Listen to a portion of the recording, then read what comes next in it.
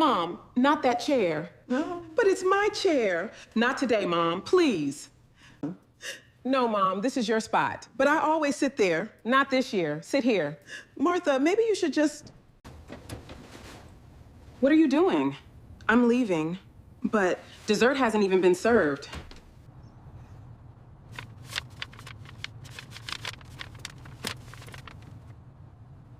The moment I reached for my usual chair at Thanksgiving dinner, my daughter touched my arm and said, "Mom, Linda is sitting there this year." Linda was her mother-in-law. For 27 Thanksgivings, that chair had been mine, the one my late husband always pulled out for me. Yet that afternoon, my daughter pointed toward a folding chair near the kitchen and smiled as if none of it mattered.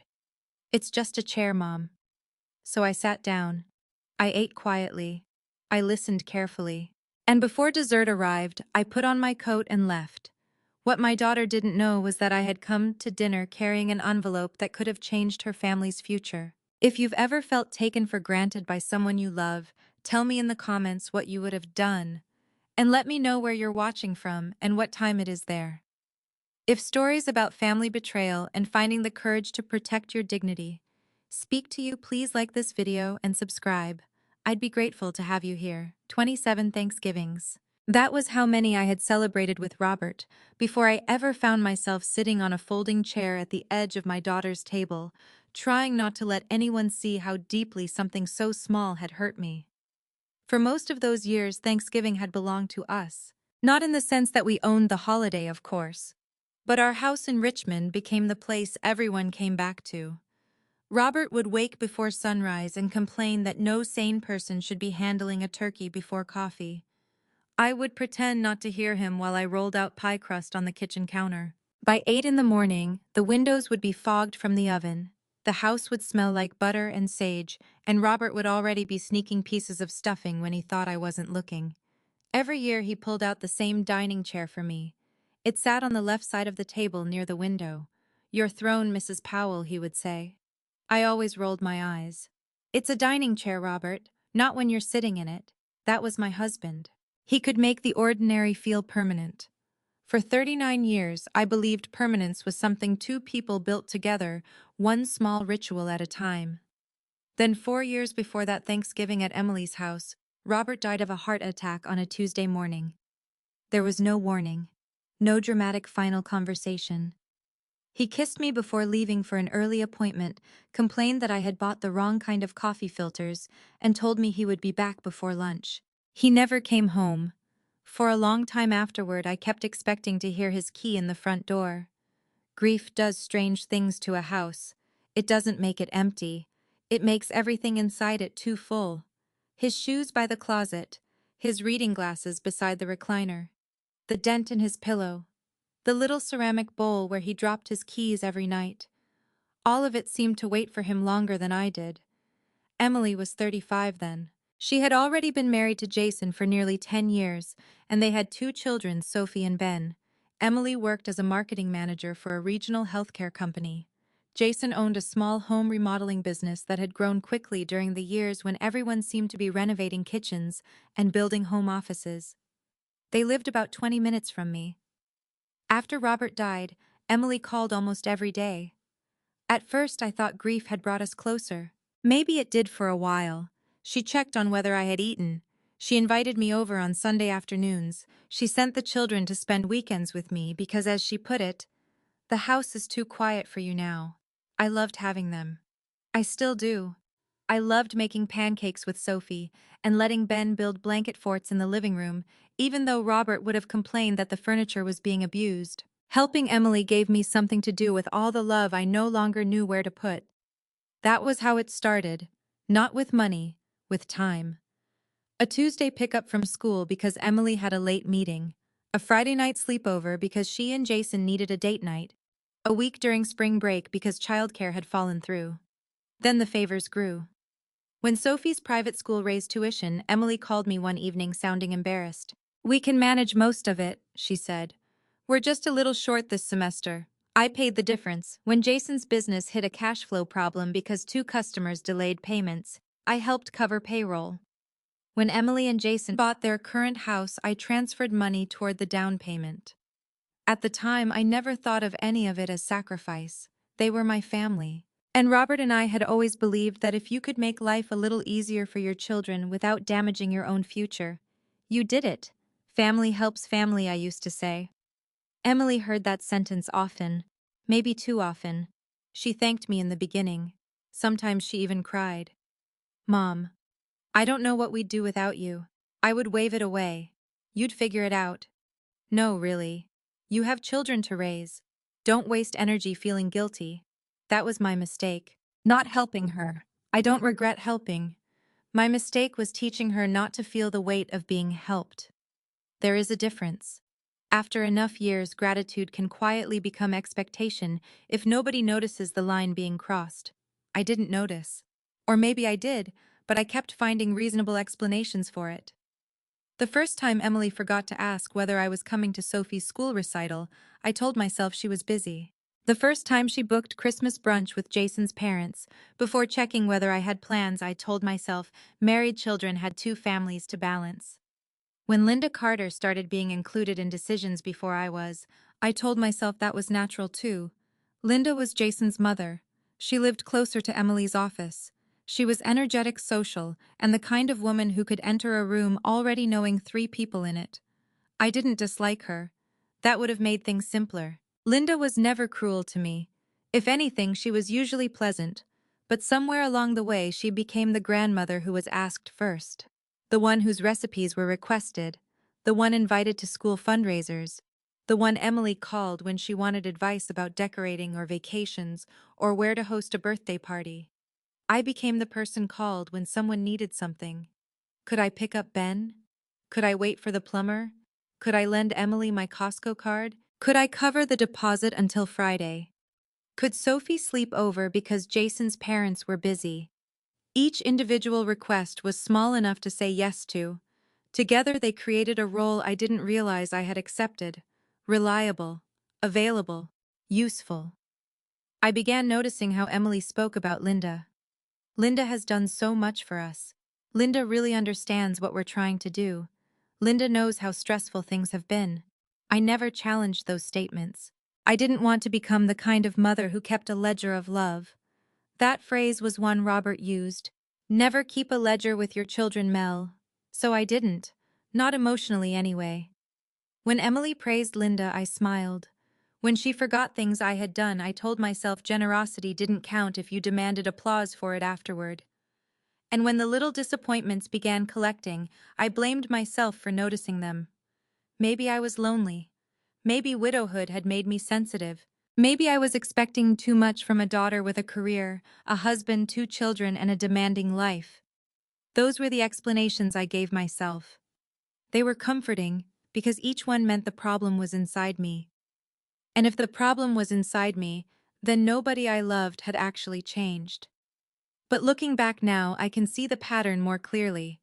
The private school tuition, the down payment help, the emergency business money, the babysitting, the holidays rearranged around everyone else's schedule. I was always there. That was the problem. People sometimes stop noticing the things they believe will never disappear. By the year before that Thanksgiving, I had become so dependable that I was almost invisible. Emily never said, "Mom, you don't matter." Nothing was ever that obvious. It came in smaller sentences. "We knew you wouldn't mind. I figured you'd understand. You're flexible. You don't need anything fancy. You're easier than Linda." At the time, I heard those words as compliments. I thought being easy to accommodate meant I was loved. I didn't understand that sometimes being the person who won't mind means everyone has stopped asking whether you do. And there was one more thing I didn't understand then. Some of the money I had given Emily over the years was not legally what she seemed to believe it was. Robert had made sure of that. At the time, I thought he was being overly cautious. Later, I would understand why he had insisted on paperwork. But on those earlier Thanksgivings, none of that mattered yet. I still believed the biggest danger to a family was failing to help each other. I had not yet learned that helping without boundaries can create its own kind of damage. And I certainly had no idea that one day my daughter would look at everything I had given her and begin treating what remained as if it already belonged to her. The months before Thanksgiving were when I began to understand that something had shifted between Emily and me. Not all at once. That would have been easier. If she had suddenly become cold, I might have confronted her. If she had directly asked for money, I would have known what question I was answering. If she had told me she thought Linda mattered more, at least I would have had something solid to hold. Instead, it came in small moments. A sentence here, a look there, a conversation that stopped when I entered the room. And because each thing seemed harmless by itself, I kept telling myself not to make too much of it. Emily mentioned Linda constantly that summer. Linda has been incredible. Linda understands what we're trying to build. Linda practically saved us this year. At first, I assumed she meant emotionally. Jason's remodeling company had been going through a difficult period. He had several crews working at once, materials were more expensive than expected, and at least 2 large clients had delayed final payments. Emily never gave me the details. She just said things were tight. I understood tight. Robert and I had raised a family during years when every dollar mattered. We had survived layoffs, medical bills, a leaking roof, and one memorable winter when the transmission failed on the same day the furnace stopped working. So when Emily told me they were under pressure, I sympathized. But she never asked me directly for help. That was unusual. Instead, she talked about Linda. One Saturday afternoon in August, I brought over a chicken casserole because Emily had mentioned working late all week. I let myself in through the side door, something I had done for years. I could hear voices from the kitchen. Emily and Linda were sitting at the breakfast table. Neither of them noticed me immediately. Linda was saying, "You can't build every decision around what someone might leave you someday." I stopped just inside the hallway. Then Emily laughed softly. "You don't understand, Mom. She doesn't really need much anymore." Something in my chest tightened. Linda answered, but I didn't catch the words. I deliberately made noise with the casserole dish before entering. "Anybody hungry?" Emily jumped slightly. "Mom, you scared me." I smiled. Apparently I still have talents. Linda laughed and stood to hug me. Emily took the casserole. "You didn't have to do this." "I know." I waited. Part of me expected her to explain what I had overheard. She didn't. I didn't ask. That sentence followed me home. She doesn't really need much anymore. What did that mean? I was 68 years old, not 98. I still drove. I still managed my own finances. I maintained my own home. I traveled with friends occasionally. I had a book club, a church committee, and a garden that demanded more attention than some small children. But in Emily's mind, apparently, my needs had begun shrinking. And I noticed something else after that. Her questions changed. They started casually. One evening she called while I was making soup. "Mom, do you still have a mortgage?" "No." "You paid the house off completely. Years ago." "Oh." There was a pause. "Why no reason?" "Jason and I were just talking about how lucky you are." Lucky. Robert and I had made mortgage payments for 28 years. But I let the word pass. A few weeks later, while we were having coffee, she asked what houses in my neighborhood were selling for. "I don't know exactly," I said. "Probably more than you think." She pulled out her phone. "You know the Wilson house sold for almost 800,000. Good for the Wilsons." "Mom, I'm serious. Your place might be worth close to that." "I suppose. You've never thought about selling." I looked at her. "Why would I?" She shrugged. "It's a lot of house for one person." That phrase irritated me more than I expected. One person. As though being alone automatically made space wasteful. "I use it," I said. "I know. I'm just thinking about maintenance. I have a gardener. And stairs. I have functioning knees." She smiled. Okay. Don't get defensive." I wasn't defensive. Not yet. But I was beginning to listen differently. In September, she asked whether I had considered a retirement community. Not assisted living. She was careful to emphasize that. One of those nice places, she said. Independent cottages, activities, restaurants, housekeeping. I have activities. I know. I have restaurants. Mom. And I already have a housekeeper twice a month. She sighed. You always make everything sound ridiculous, because I'm not sure what problem you're solving. That quieted her. Then she reached over and touched my hand. I'm just planning ahead. I worry about you. There it was. The sentence designed to make suspicion feel ungrateful. I worry about you. What kind of mother argues with that? So I backed down. I appreciate that. She smiled again. And I hated myself later for feeling relieved. By October, Jason had become tense whenever I saw him. He was polite, but distracted. His phone never stopped vibrating. He excused himself from dinner twice during one Sunday visit to take business calls. When he came back the second time, Emily asked quietly, "Was it Mark?" Jason glanced at me before answering, "Not now." I pretended not to notice. A week later, I went over to watch Ben while Emily took Sophie to a dentist appointment. Jason was in the dining room working on his laptop. Papers were spread everywhere. Business empire, I joked. He gave me a tired smile. Something like that. I sat with Ben in the living room while he built a plastic model airplane. About half an hour later, Jason got a phone call and walked into the kitchen. His voice carried. "I understand what you're saying." Pause. "No, the capital is being handled." Another pause. "After Thanksgiving." I looked toward the kitchen. Jason lowered his voice. A few minutes later, he returned. He seemed surprised to find me still there, as if he had forgotten I was in the house. "You okay?" I asked. "Yeah. Just financing stuff. For the business." He hesitated. "Expansion. That sounds ambitious." He rubbed the back of his neck. "It'll be fine." Then he smiled in a way that didn't reach his eyes. "Once everything settles after Thanksgiving, we'll all be breathing easier." I remember that sentence because I almost asked what he meant. Almost. But Ben held up his airplane and asked me to help attach a wing, and the moment passed. Later that night, though, I thought about it again. Once everything settles after Thanksgiving, what exactly was supposed to settle a contract, a bank loan, a payment from a client? I told myself it was business, and therefore none of mine. But by then, too many small things had begun lining up. My mortgage, my home value, retirement communities, the size of my house. How little Emily thought I needed. I still didn't believe my daughter was planning anything behind my back. I wasn't ready to believe that.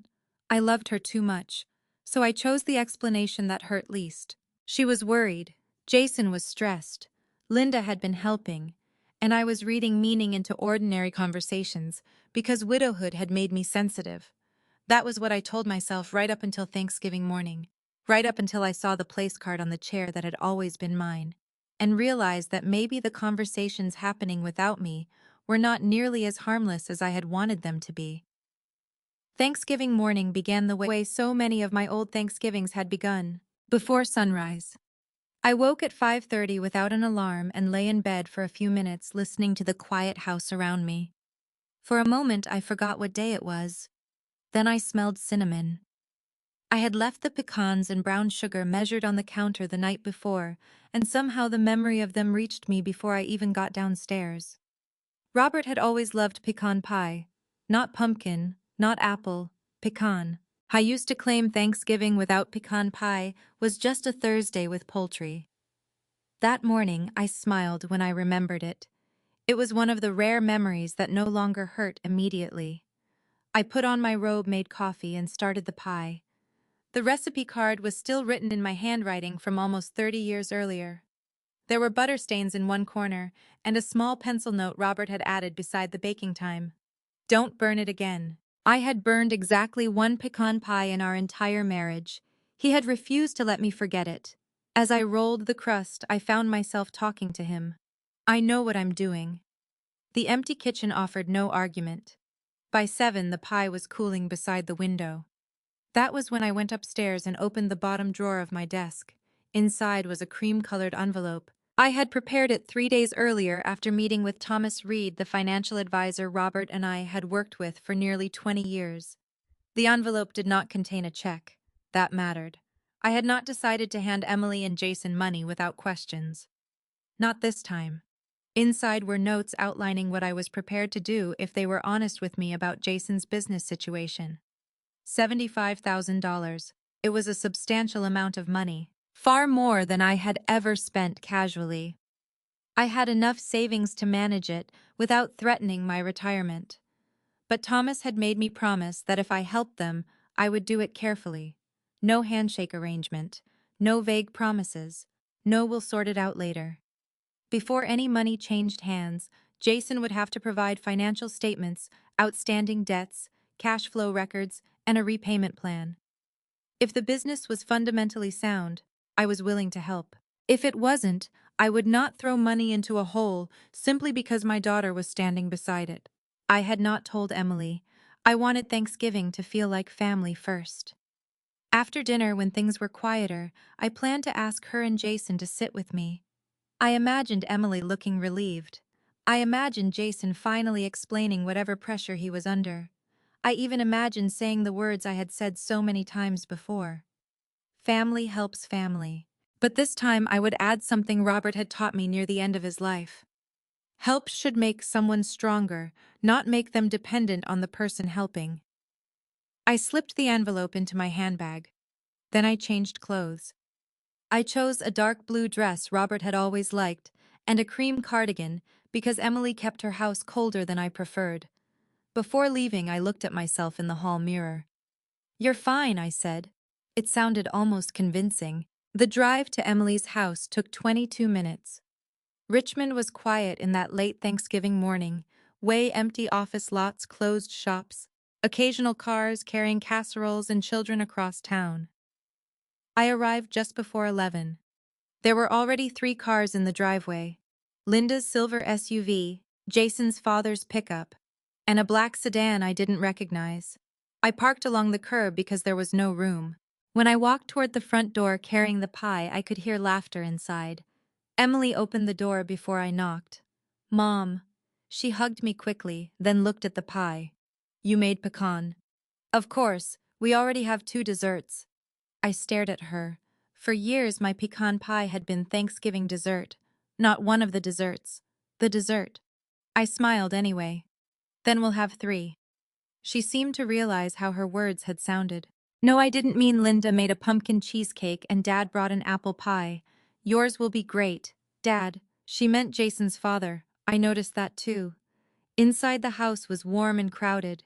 Linda was in the kitchen wearing a red apron and directing Jason toward a roasting pan. "Lift from the bottom," she said. "You're going to spill it." When she saw me, she smiled. "Melanie, happy Thanksgiving." "Happy Thanksgiving." She hugged me. Nothing about the gesture felt false. That almost made the discomfort worse. I set my pie on the counter. Emily immediately moved it to a side table to make room. "Mom, can you put your coat in the guest room?" "Of course." I walked down the hallway. On the way, I passed the framed family photographs Emily had rearranged since my last visit. There was a large new portrait from the summer. Emily, Jason, Sophie, Ben, Jason's parents. Linda stood beside Emily, one hand resting on Sophie's shoulder. I stopped.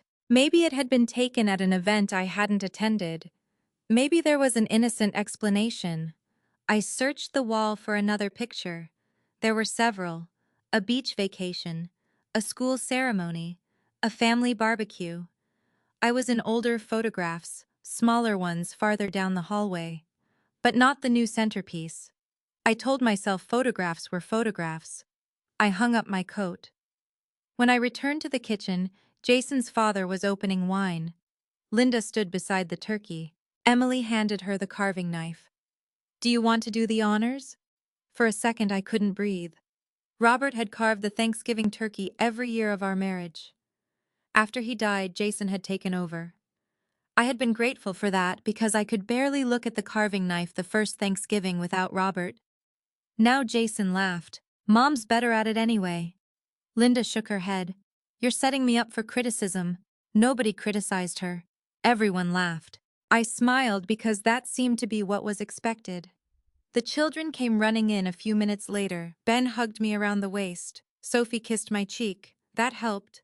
For 10 minutes I forgot everything else. Then Sophie pulled me toward a bowl on the counter. Grandma Linda made her cranberry orange relish. "That looks nice. It's our Thanksgiving tradition now." "Our tradition." I glanced toward Linda. She looked slightly embarrassed. We made it last year, she said. Sophie liked it. I love it, Sophie announced. I kissed the top of her head. Well, then it deserves a place on the table. I meant it. Children should be allowed to love new traditions.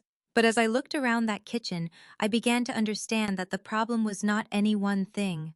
Not the photograph, not the carving knife, not the dessert, not even Linda. It was accumulation. My family's traditions were not being shared. They were being replaced quietly, piece by piece.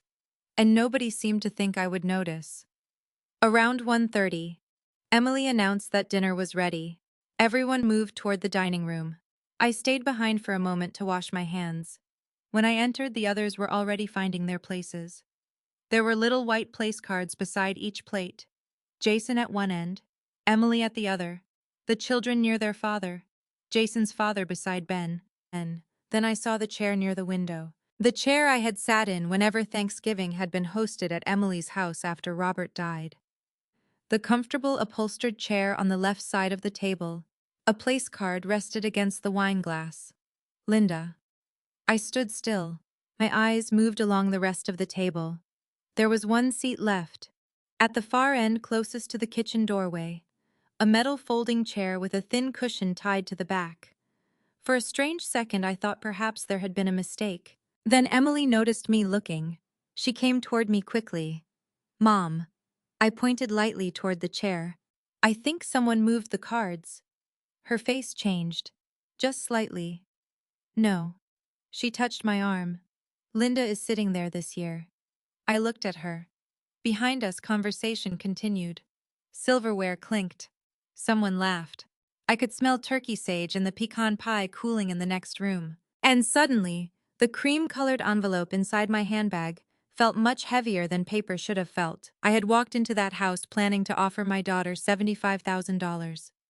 But as Emily gestured toward the folding chair, near the kitchen, I had the first clear sensation that something about this Thanksgiving was not what I had believed it would be. For a second I honestly thought I had misunderstood her. Linda is sitting there this year, Emily repeated. Her voice was soft, almost careful, as though she were delivering disappointing news to a child. I looked past her toward the table. Linda was already lowering herself into the upholstered chair by the window. Jason was helping Ben with his napkin. Sophie was whispering something to her grandfather. Nobody else seemed to notice that I had stopped moving. I turned back to Emily. Why? She blinked. Why what? Why is Linda sitting there? Emily lowered her voice. Her back has been bothering her. That chair is more supportive. I looked around the table again. There were two other padded dining chairs. Neither was occupied by Linda. One belonged to Jason. The other sat at the opposite end beneath Emily. The only seat left for me was the folding chair beside the kitchen doorway. It wasn't even part of the dining set. Someone had brought it in specifically. It's fine, I said. Emily's shoulders relaxed. Then she smiled in that relieved way people do when they believe you have agreed not to become inconvenient. Thanks, Mom. I took one step toward the folding chair. Then Emily added, It's just a chair. I stopped. Not because the sentence was cruel, because it was so casual. That was what hurt. To Emily, it really was just a chair, a small adjustment, a practical decision, nothing worth discussing, nothing worth asking me about, nothing worth remembering. But I remembered 27 Thanksgivings. I remembered Robert pulling that chair out for me even in Emily's house, because once she had inherited our old dining set after moving into the larger place the chair had come with it. Your throne survived the move, he had joked. I had laughed at him then. Now I wondered why that memory felt like someone pressing a thumb into a bruise. I sat down. The folding chair dipped slightly beneath me. Emily immediately turned away. Okay, everyone, let's eat before everything gets cold. Jason offered a short prayer. We passed bowls around, mashed potatoes, green beans, stuffing, sweet potatoes, cranberry relish, turkey, normal Thanksgiving food, normal Thanksgiving conversation. At least that was how everyone behaved. I tried too. I asked Sophie about school. I listened to Ben explain why his soccer coach had moved him to midfield. I complimented Linda's cranberry orange relish. She smiled. That's kind of you. Apparently, it's a family tradition now. I meant it lightly. Linda looked uncomfortable. Sophie just likes it. I know. And I did know. I wasn't angry with a bowl of cranberries. What unsettled me was the way everything seemed to be rearranging itself around me, without anyone ever saying that was what was happening. Halfway through dinner, Emily raised her wine glass. I just want to say how grateful I am for family. Everyone murmured agreement. She looked toward Jason. It's been a crazy year. Jason nodded. That's one word for it. Emily smiled. But we've had people standing behind us. Then Jason looked directly at his parents, especially Mom and Dad. Linda gave a little shake of her head. Oh, stop. No, seriously, Jason said. You've both done a lot. His father lifted his glass. That's what parents are for. Something inside me tightened.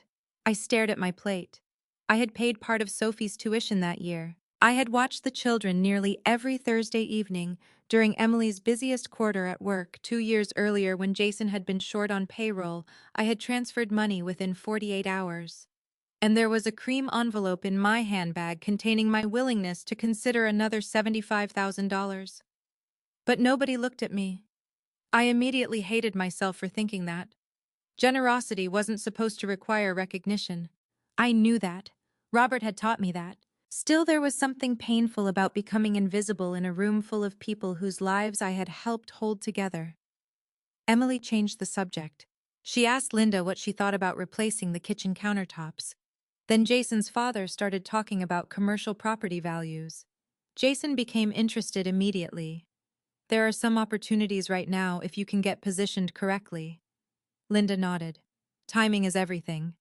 Jason looked at Emily. Their eyes met for half a second. I noticed. Before I could decide whether it meant anything, Linda said, well, once your mother makes her move, everything should finally line up. My fork stopped halfway to my mouth.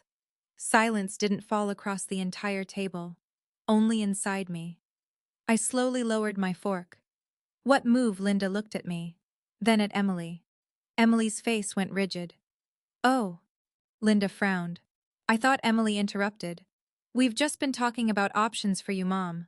Options, you know, downsizing. I stared at her. I didn't know I was downsizing. Jason reached for his water. Nobody else moved. Emily gave a small laugh. Not definitely. We've discussed it. No.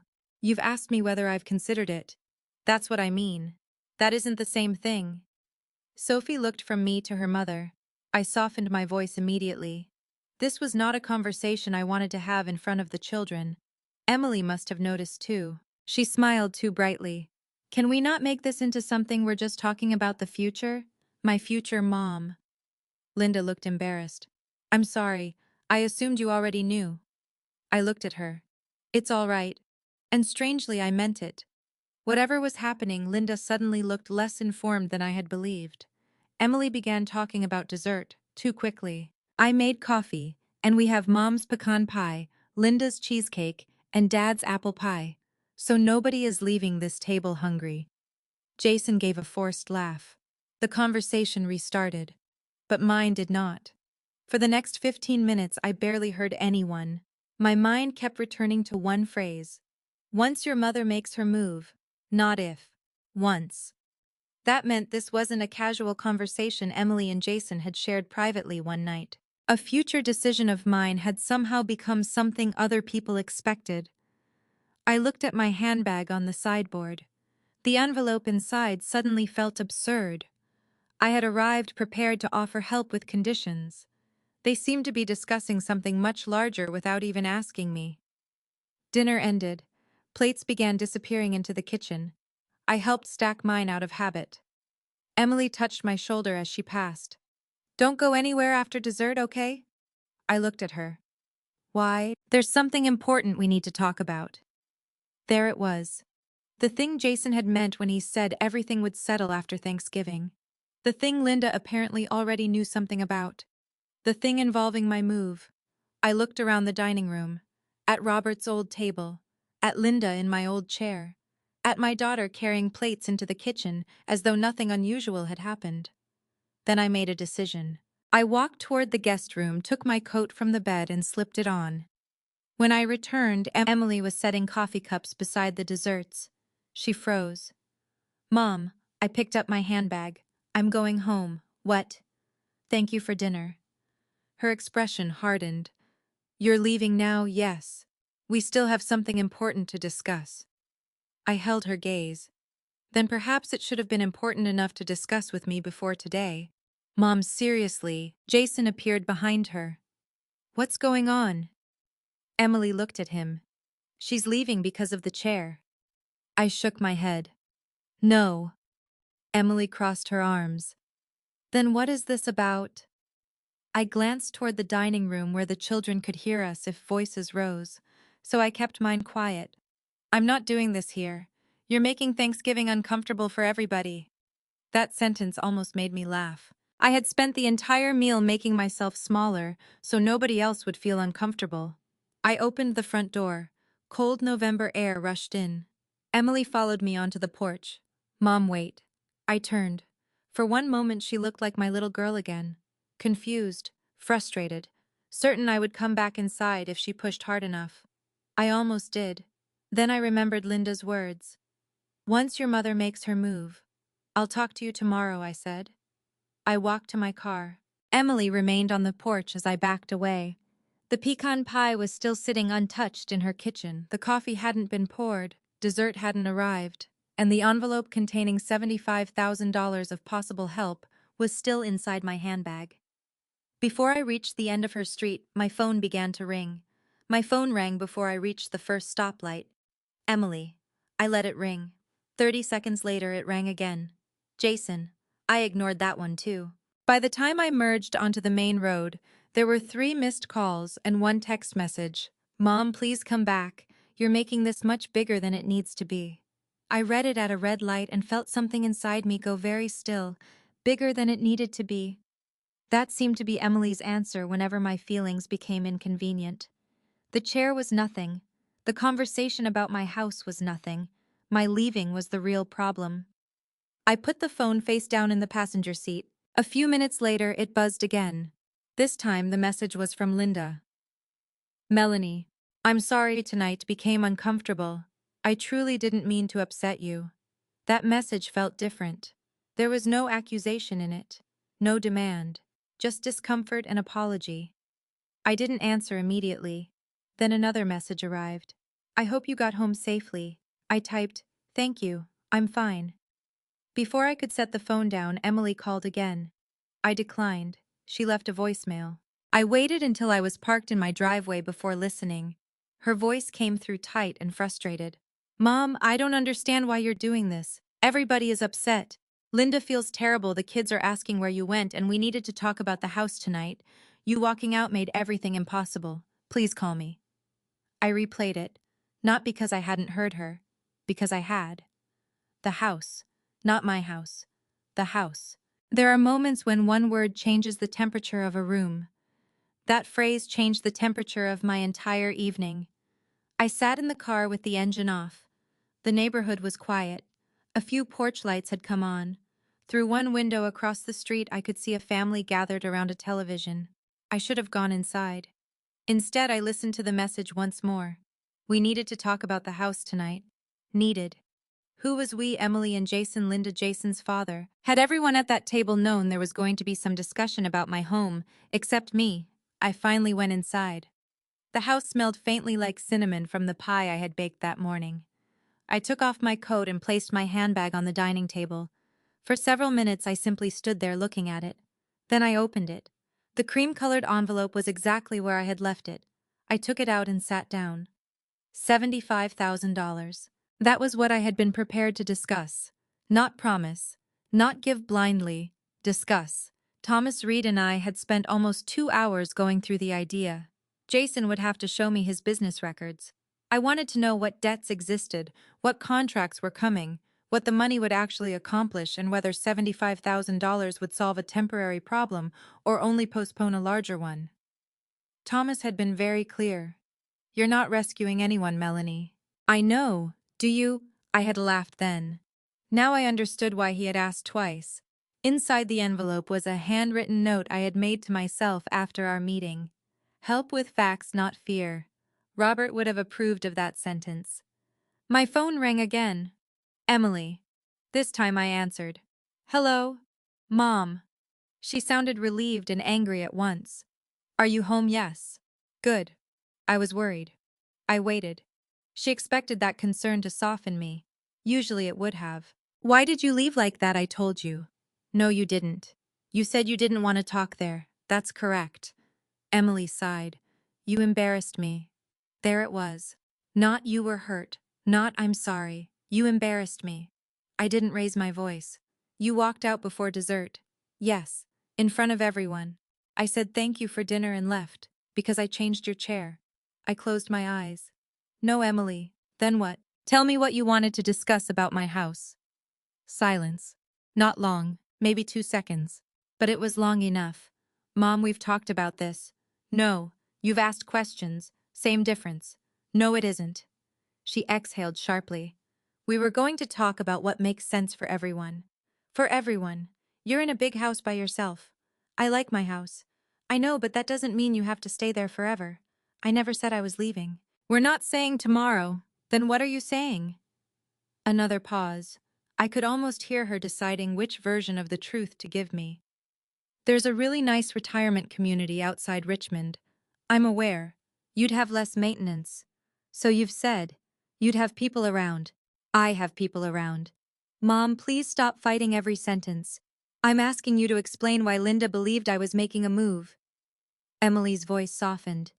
We've all been talking. All Jason and me. Linda, his dad. About where I should live. That makes it sound bad. It sounds bad because you just named 4 people discussing my future without me. That's not fair. I almost laughed. Then make it fair. Emily was silent. I looked at the envelope on the table. Then I asked the question that had been sitting beneath every other one. What does this have to do with Jason's business? The silence was longer this time. Why would you ask that? Because Jason told me weeks ago that after Thanksgiving everything would settle. Tonight, Linda said everything would line up once I made my move. You were planning an important discussion after dessert, so I'm asking you directly. Emily lowered her voice. It's all connected.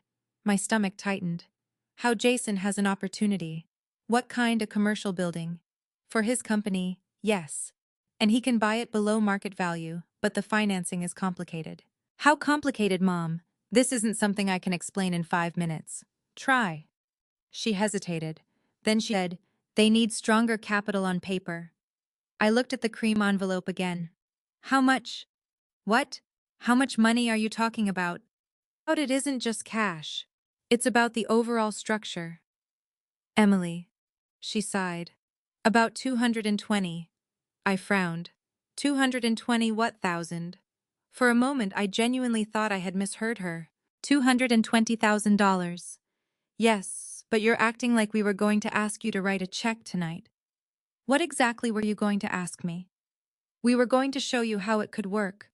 How what could work if you sold the house. There are sentences that arrive slowly even when they are spoken clearly. That one did. I looked around my dining room. The room Robert had painted twice because I changed my mind about the first color. The window where he used to stand with his coffee. The home we had paid off after 28 years. You were planning to ask me to sell my house, not immediately, and give Jason $220,000 invest. Give or invest. We hadn't worked out every detail. Then where did the number come from? Emily didn't answer. I sat straighter. Emily, where did $220,000 come from? We estimated. Jason looked at what your house could sell for. Then there would be the cost of wherever you moved, taxes, fees. I stopped listening for a second. They had done calculations. My home, my selling price, my moving costs, my remaining equity.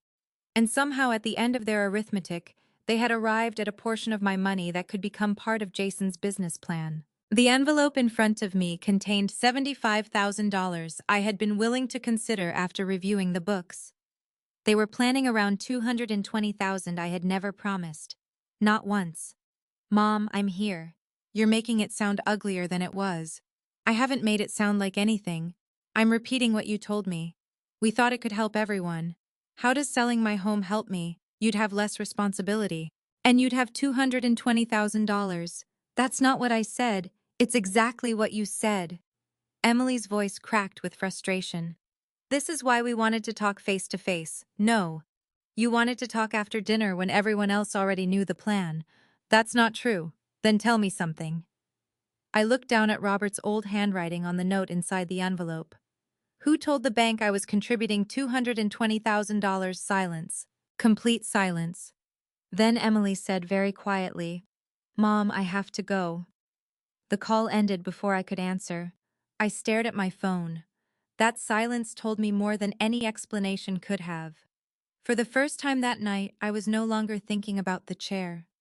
I was thinking about my name, my house, and whether someone had already started spending money that still belonged entirely to me. The next morning I woke before 6 with the kind of clarity that comes after a night with almost no sleep. I had gone to bed angry. I woke up frightened. Not frightened of Emily. Frightened of what I still didn't know. There is a difference between knowing your child expects too much from you and realizing she may have built financial plans around money you never agreed to provide. One is painful. The other can become dangerous. I made coffee and sat at the kitchen table with a yellow legal pad. At the top I wrote one number, $220,000. Then underneath it I wrote every question I had. Who calculated it? Who had seen it? Was it mentioned to a lender? Was my house part of an application? Had anyone represented me as an investor? Had anyone signed anything using my name? That last question made my hands stop. I told myself not to panic. Emily had never said there was a signature. She had only gone silent when I asked who told the bank I was contributing the money. Still, silence can be an answer when someone is desperate enough not to give you one. At 8:15 I called her. She answered on the fourth ring. Hi, Mom. Her voice was flat. Good morning. A pause. Are you still upset I'm not calling about the chair? I know. Good. I looked at the legal pad. I want you to explain the $220,000. She sighed immediately. Mom, we went over this last night. No. You gave me pieces. What else is there to say? A great deal. I heard movement in the background. A cabinet closing. Water running. Then Emily said Jason is here. I assumed he would be. He thinks we should all sit down together. Eventually. First I'm asking you. She was quiet. I continued. You said Jason has an opportunity to buy commercial property. Yes. And you said the lender wants stronger capital. Yes. And somehow my selling my house became part of the solution. We were exploring options.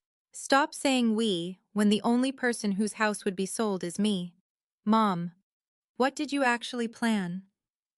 Another long silence. Then she said, we thought you could move somewhere smaller and use part of the equity to invest. How much smaller? What the place you had chosen for me? How much did it cost? We didn't choose anything. You researched retirement communities. That doesn't mean we chose one. How much? She hesitated. There were cottages in the 400,000 range. I almost smiled at the absurdity. My house may be worth close to $800,000, and you had already estimated what would remain after I bought a $400,000 cottage. We were just doing the math. For my life. For everyone's future. There it was again. Everyone. Emily rushed ahead. You'd have a newer place. No major repairs. No yard work. Amenities. Security. And you'd still have savings. And the business gets $220,000. As an investment. What return? She didn't answer. What ownership percentage, Mom? We hadn't gotten that far. What collateral? I don't know. What repayment terms? I said it would be an investment. That isn't an answer. Her irritation came through clearly now. You always do this. Do what? Turn everything into a contract. I almost laughed. When someone is asking for $220,000, contracts are usually considered useful. We're family. That doesn't make the number smaller. She exhaled sharply. Then she said something I don't think she realized would change the way I saw the entire situation. You're acting like we're trying to take something from you when eventually it all comes back to the family anyway. I said nothing. She continued, perhaps mistaking my silence for agreement. I mean, what's the point of sitting on all that equity? You can't take it with you. The sentence landed harder than the chair had. Not because she mentioned death. At 68, I was not offended by the idea that I would die someday. What hurt was the assumption underneath it. Eventually, it all comes back to the family anyway. My daughter had begun looking at my property not as mine, but as hers in waiting. Money with a delayed release date. A house temporarily occupied by the person who still owned it. Emily, I said quietly. What you realize. I may live another 25 years. I know that. Do you? That's not fair. It's exactly fair. I'm talking about using money intelligently while you're alive. No. You're talking about using my money intelligently according to your priorities. That is not what I meant. Then explain what you meant. Jason said something in the background. I couldn't hear the words. Emily lowered her voice. Jason's parents are helping too. With how much? That isn't the point. It became the point when you started comparing parents. She didn't answer. I looked down at my notes. Who came up with 220,000, Jason? How he estimated what would be left after a sale and move. So he researched the value of my house, yes, and the cost of where I might live, yes, and then calculated what portion of my equity could go toward his business. Yes, but when you say it that way, how else should I say it? She went quiet again. I circled the question at the bottom of the page. Then I asked it. Did Jason tell the lender I had agreed no? The answer came too fast. Did you? No. Did either of you mention my name? She hesitated. That was enough to make my heartbeat quicken. Emily. We talked about family support. That isn't what I asked. Mom, this is financing language. You're making it sound like somebody forged a check. I didn't say that. Then stop interrogating me. I will stop asking when you start answering. She snapped, fine. They know there could be family money available. Could be, yes. From me, silence. Emily. Yes. I leaned back in my chair. My coffee had gone cold. How did the lender come to believe money from me could be available? It wasn't a guarantee. That is still not an answer. Jason put together projections. My stomach tightened. What projections? For the financing package. And my money is in them, not exactly. What does not exactly mean? He listed possible sources. I closed my eyes. Possible sources. As if I were a line of credit. Was my name listed? I don't know exactly how he formatted it. You saw the documents? Some of them. Was my house mentioned? Another pause. Emily. Yes. I stood up without realizing it. The kitchen suddenly felt too small. What did he write? I don't remember the exact wording. Try. I said I don't remember. Then get the document. Mom, no. Why not? Because this is getting completely out of control. No. It was out of control before I knew about it. She lowered her voice. The lender didn't approve anything based solely on you. That word solely isn't comforting. You're twisting everything. I am asking whether someone represented my property as a future source of capital without my consent. Nobody said you had signed anything. Again, not what I asked. Jason spoke in the background again. This time I heard him clearly. Just end the call. That did something to me. Not anger. Certainty. Emily, one last question. I have to go. Who told the bank I was contributing $220,000? Nothing. I waited. 5 seconds. Maybe 6. Then she said, Mom, we'll talk later. No. Answer me. I can't do this right now. The line went dead. I stood in the kitchen holding the phone. For years I had believed Emily's worst habit was assuming I would always help. That morning I understood the possibility was much more serious. She and Jason had not merely hoped I would provide money. They had started planning as though I eventually would. And somewhere inside a financing package. I had never seen my house might already have been transformed from my home into a number on somebody else's spreadsheet. That was when I stopped thinking like a hurt mother. I started thinking like an owner. And before the morning was over, I knew exactly who I needed to call.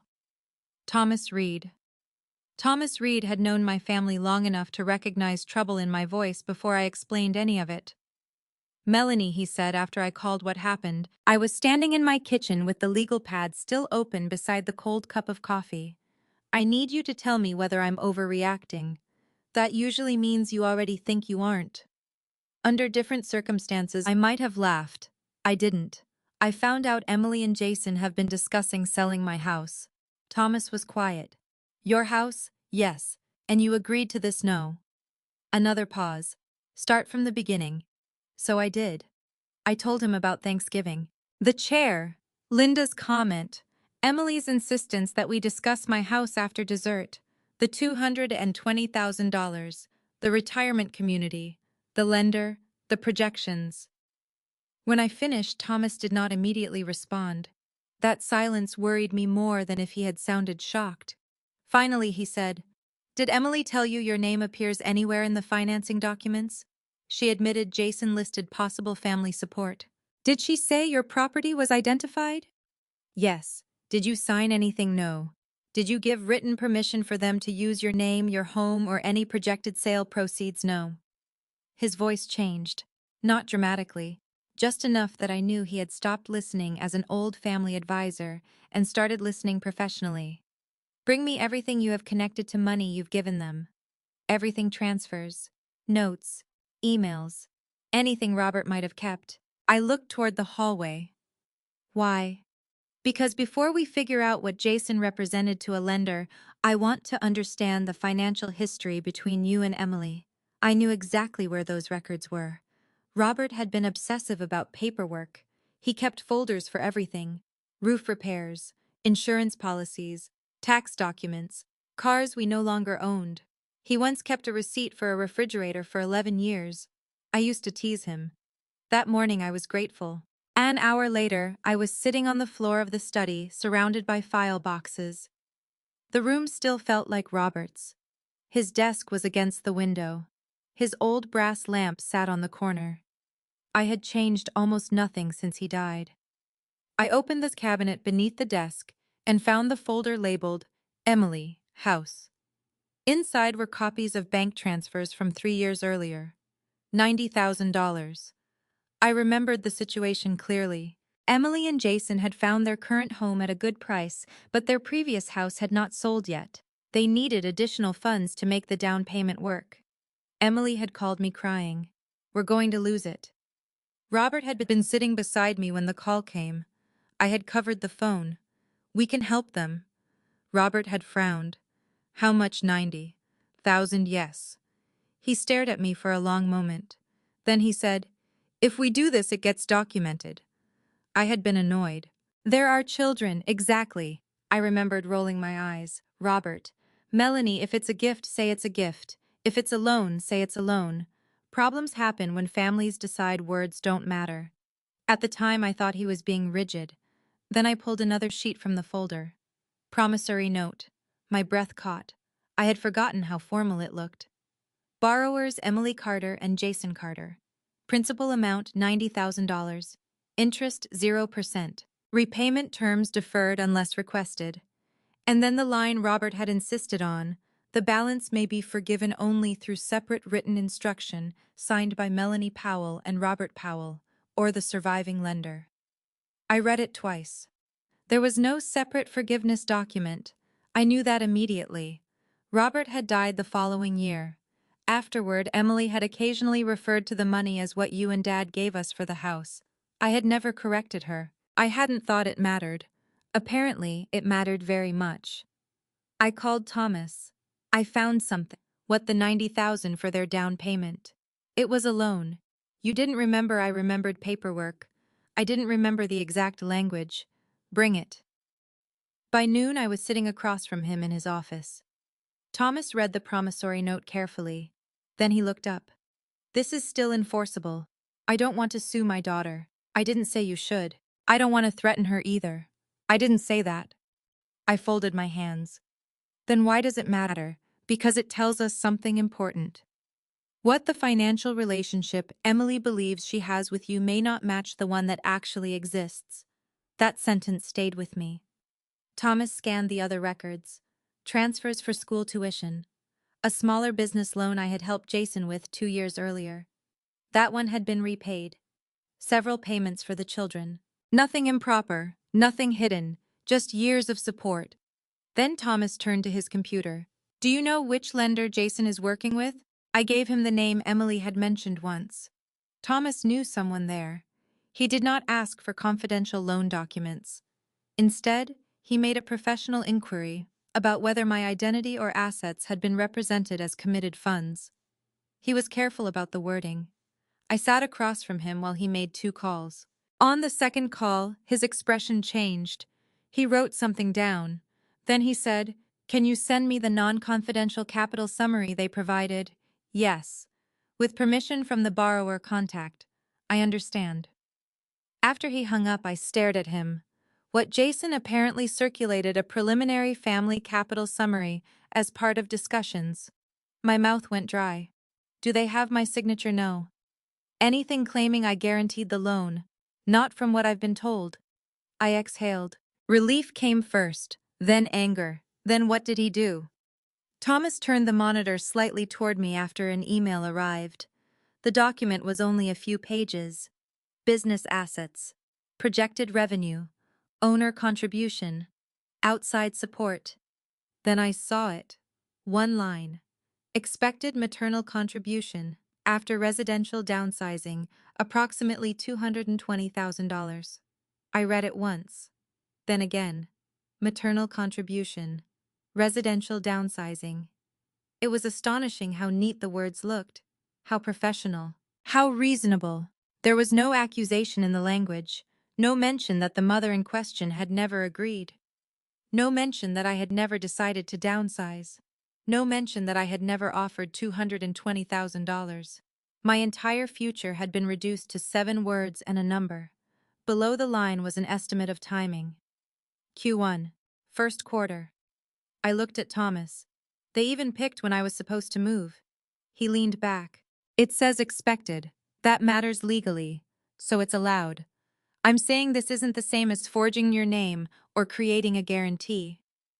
But if a lender was led to believe this money was realistically available, the assumption needs to be corrected.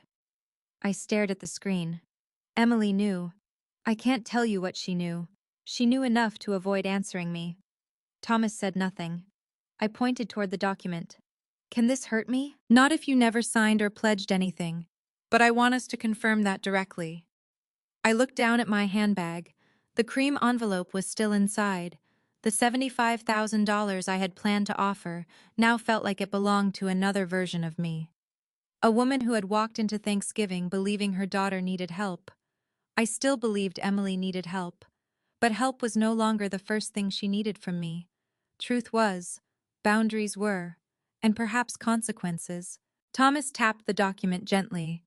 There's something else. What the lender may have treated this as part of the overall strength of Jason's financing picture. My stomach tightened again. How much I don't know yet. So what do? We make sure they understand one thing very clearly. What he looked directly at me. That $220,000 does not exist.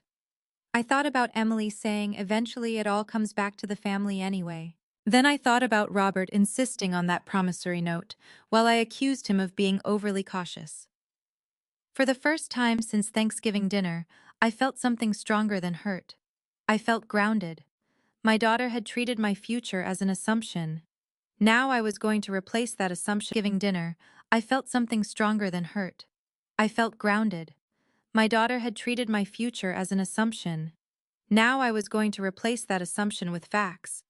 And I was going to do it before anyone spent another dollar they believed was waiting inside my house. 2 days after Thanksgiving. I sat in a conference room across from a loan officer named Daniel Harris and realized how easily a person can become part of a financial plan without ever being invited into the room where that plan was created. Thomas sat beside me. He had arranged the meeting carefully, not as an accusation, not as a threat.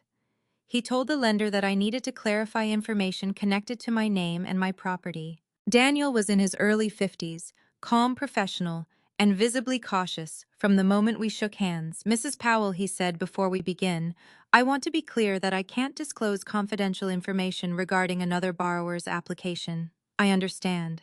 But if your name or property has been referenced in materials provided to us, you have every right to clarify whether any commitment exists. That's exactly why I'm here. Thomas placed a folder on the table. Inside were copies of the preliminary capital summary documentation showing that I owned my home outright, and a written statement Thomas had helped me prepare. Daniel looked at me.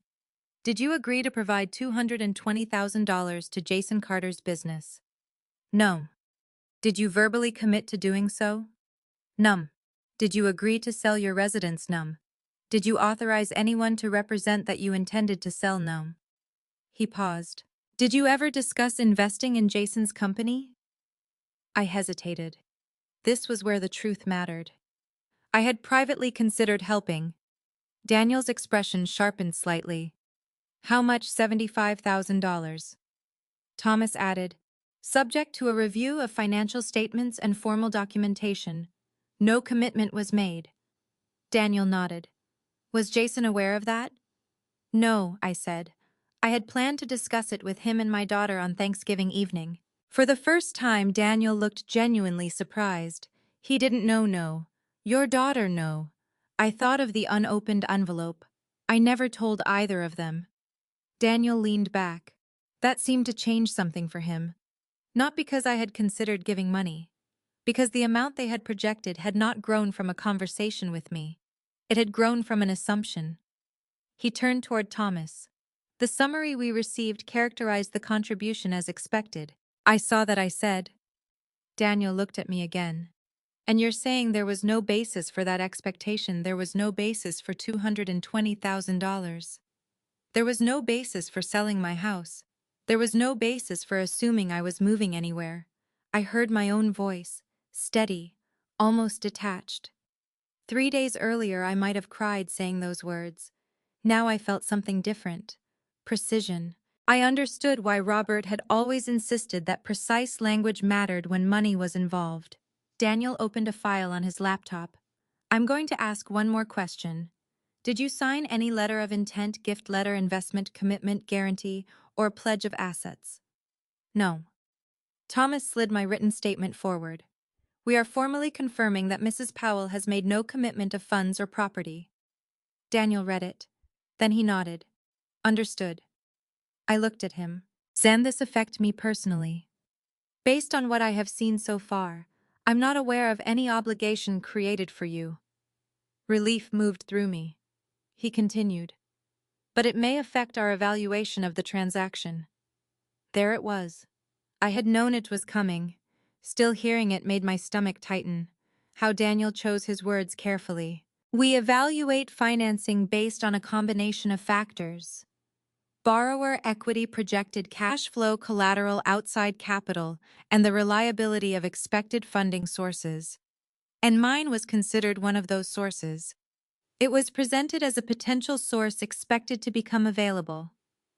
I looked down at the table. Potential, expected. 2 words doing a great deal of work. Thomas asked, would clarification of that assumption trigger review? Daniel nodded. We'll need to revisit the capital structure. I turned toward him. Does that mean the loan is denied? Not necessarily. His answer was careful enough that I understood what it meant. Something had changed. That decision isn't made in this room today, he continued. But we cannot treat funds as reasonably available once the supposed source has clearly stated otherwise. I thought about Emily telling me I was making everything bigger than it needed to be. This was what she had failed to understand. I was not taking money away. I was correcting a number that should never have been there. Daniel closed the folder. There's another issue. Thomas looked up. What issue? The projected contribution was not represented as guaranteed, so I want to be precise about that. But it strengthened the overall financing narrative. I swallowed. So they looked stronger because of my money, because of the expectation of possible family capital, among other things. There was that careful language again. I appreciated it. This was not a crime drama. Nobody had forged my signature. Nobody had stolen my deed. The truth was less dramatic and in some ways more painful. My daughter and son-in-law had simply become comfortable enough with my generosity to treat my eventual agreement as likely. Likely enough to place in a document. Likely enough to discuss with a lender. Likely enough to plan around. I signed the statement confirming that I had made no commitment. Then Thomas and I left. We were barely through the parking lot when my phone rang. Jason. I stared at his name. Thomas glanced toward me. You don't have to answer. I know. But I did. Hello? What did you do? There was no greeting. His voice was louder than I had ever heard it. I clarified my position. You went to the lender. Yes, without talking to us. I stopped beside Thomas's car. I almost couldn't believe the sentence. Jason, you discussed my money with them without talking to me. That's not what happened. Then explain it. We never said you signed anything. I know. We never guaranteed your contribution. I know. Then why would you go in there and make it sound like we lied? I told them the truth. You told them you weren't contributing. Because I never agreed to contribute $220,000. His breathing was heavy. This could kill the deal. That is not my decision. You know what I mean. No, Jason. I know exactly what I mean. His tone changed from angry to desperate. We've spent months putting this together. And at what point during those months were you planning to ask me whether I wanted to sell my home? That wasn't final. You gave it a number and a quarter. Silence. I had wondered whether he knew I had seen the document. Now he knew. Emily said you were open to downsizing. Emily was wrong. She said you wanted less responsibility. Emily was wrong. She said you'd probably want to help if you understood the opportunity. That is not permission to put $220,000 beside a reference to my home. He muttered something under his breath. Then came the sentence that told me he still did not understand. You didn't have to destroy this over a chair. For 1 second, everything around me seemed to disappear. The parking lot, Thomas, the cold wind. All I could see was that Thanksgiving table, Linda in my old seat, the folding chair near the kitchen, Emily telling me it was just a chair. Then I saw the capital summary. Expected maternal contribution after residential downsizing, approximately $220,000. My voice was very quiet when I answered. This was never about a chair. Jason said nothing. The chair was only the first moment I realized everyone else seemed to know something about my future that I didn't. That's not fair. Fair would have been asking me before you counted my money. We didn't count it as guaranteed. You counted it enough for a lender to see it. Another silence. Then he said, Emily is devastated. So am I. That seemed to surprise him. Perhaps he had expected anger. Perhaps anger would have been easier. I continued. I came to Thanksgiving prepared to discuss helping your business. He stopped breathing for a second. What's $75,000? Subject to reviewing your books and putting everything in writing. You were going to give us $75,000. I was going to consider investing or lending it responsibly. Why didn't you say anything? I looked toward Thomas.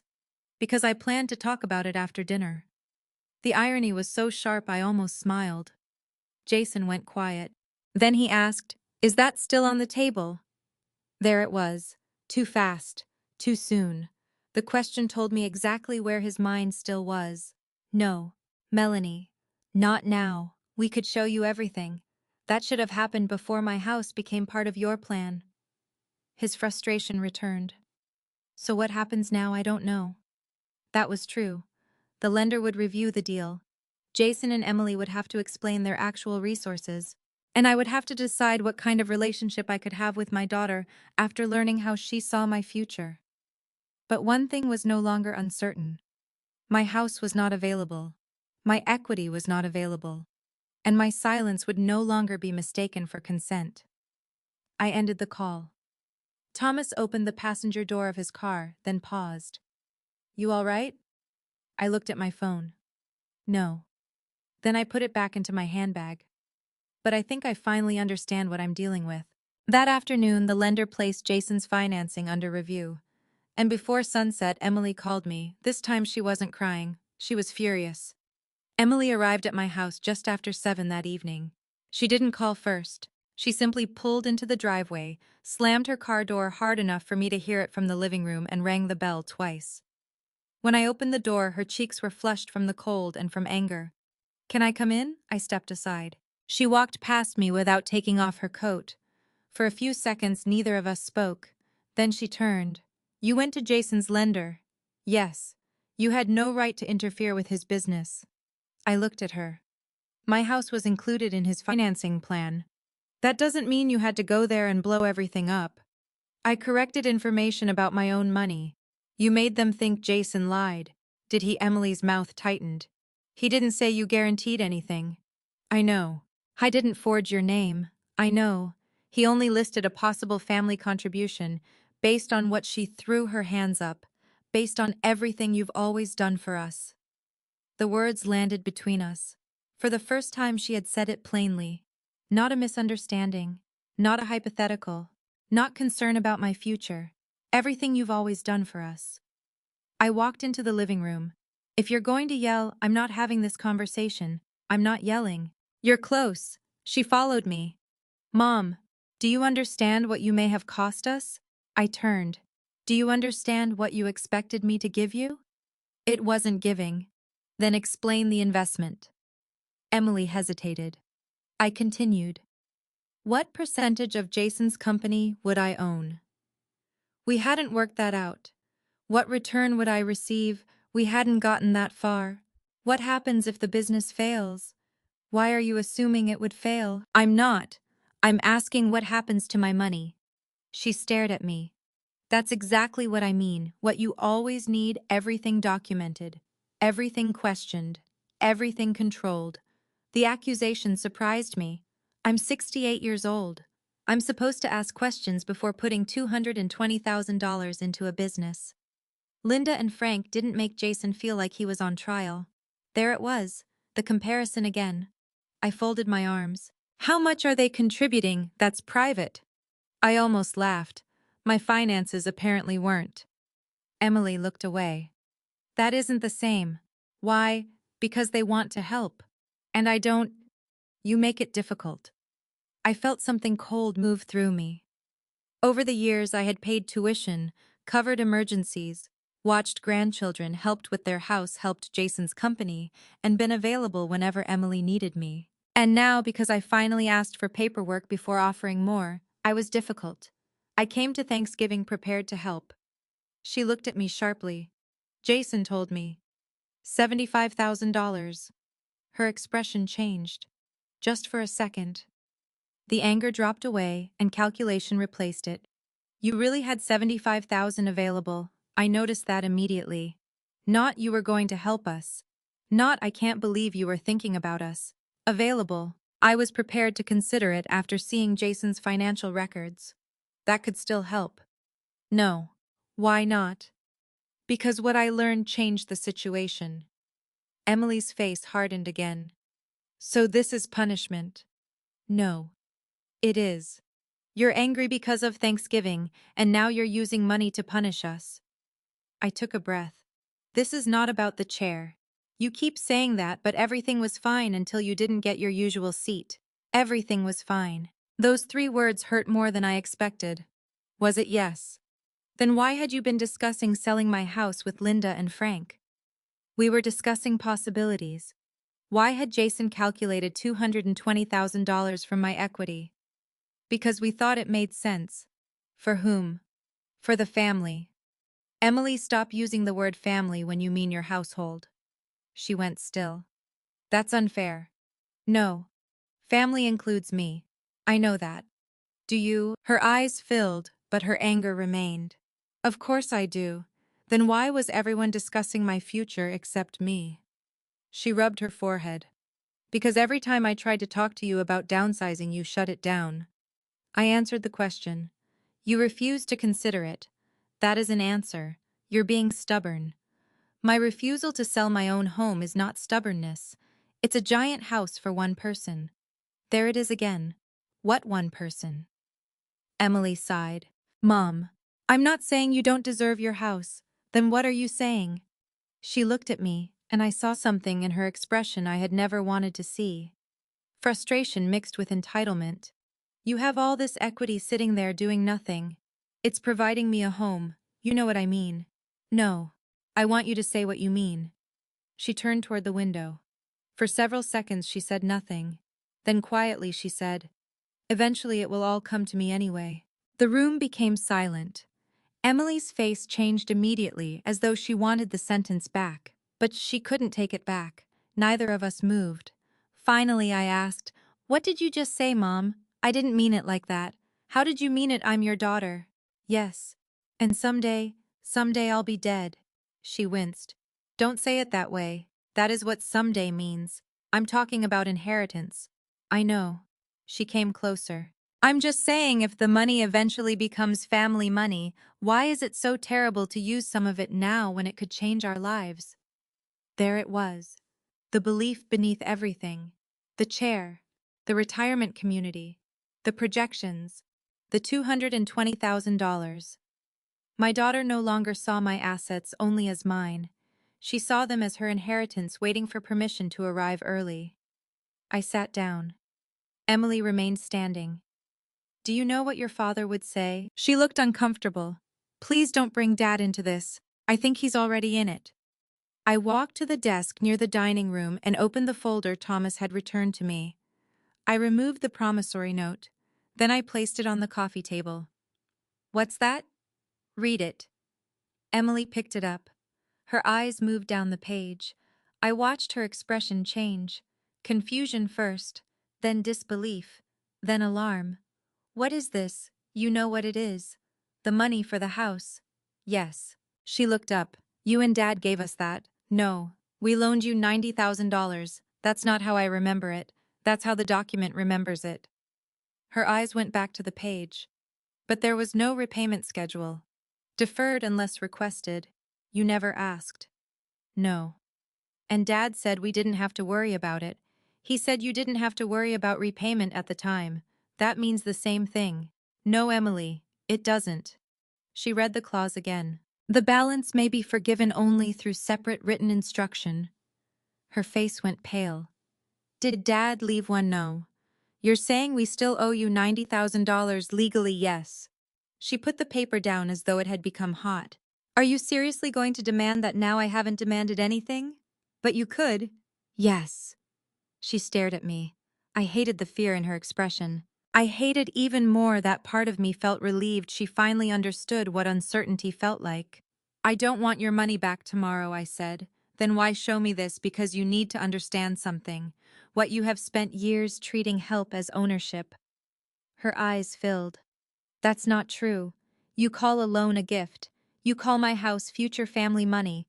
You call assumptions about my equity and investment plan.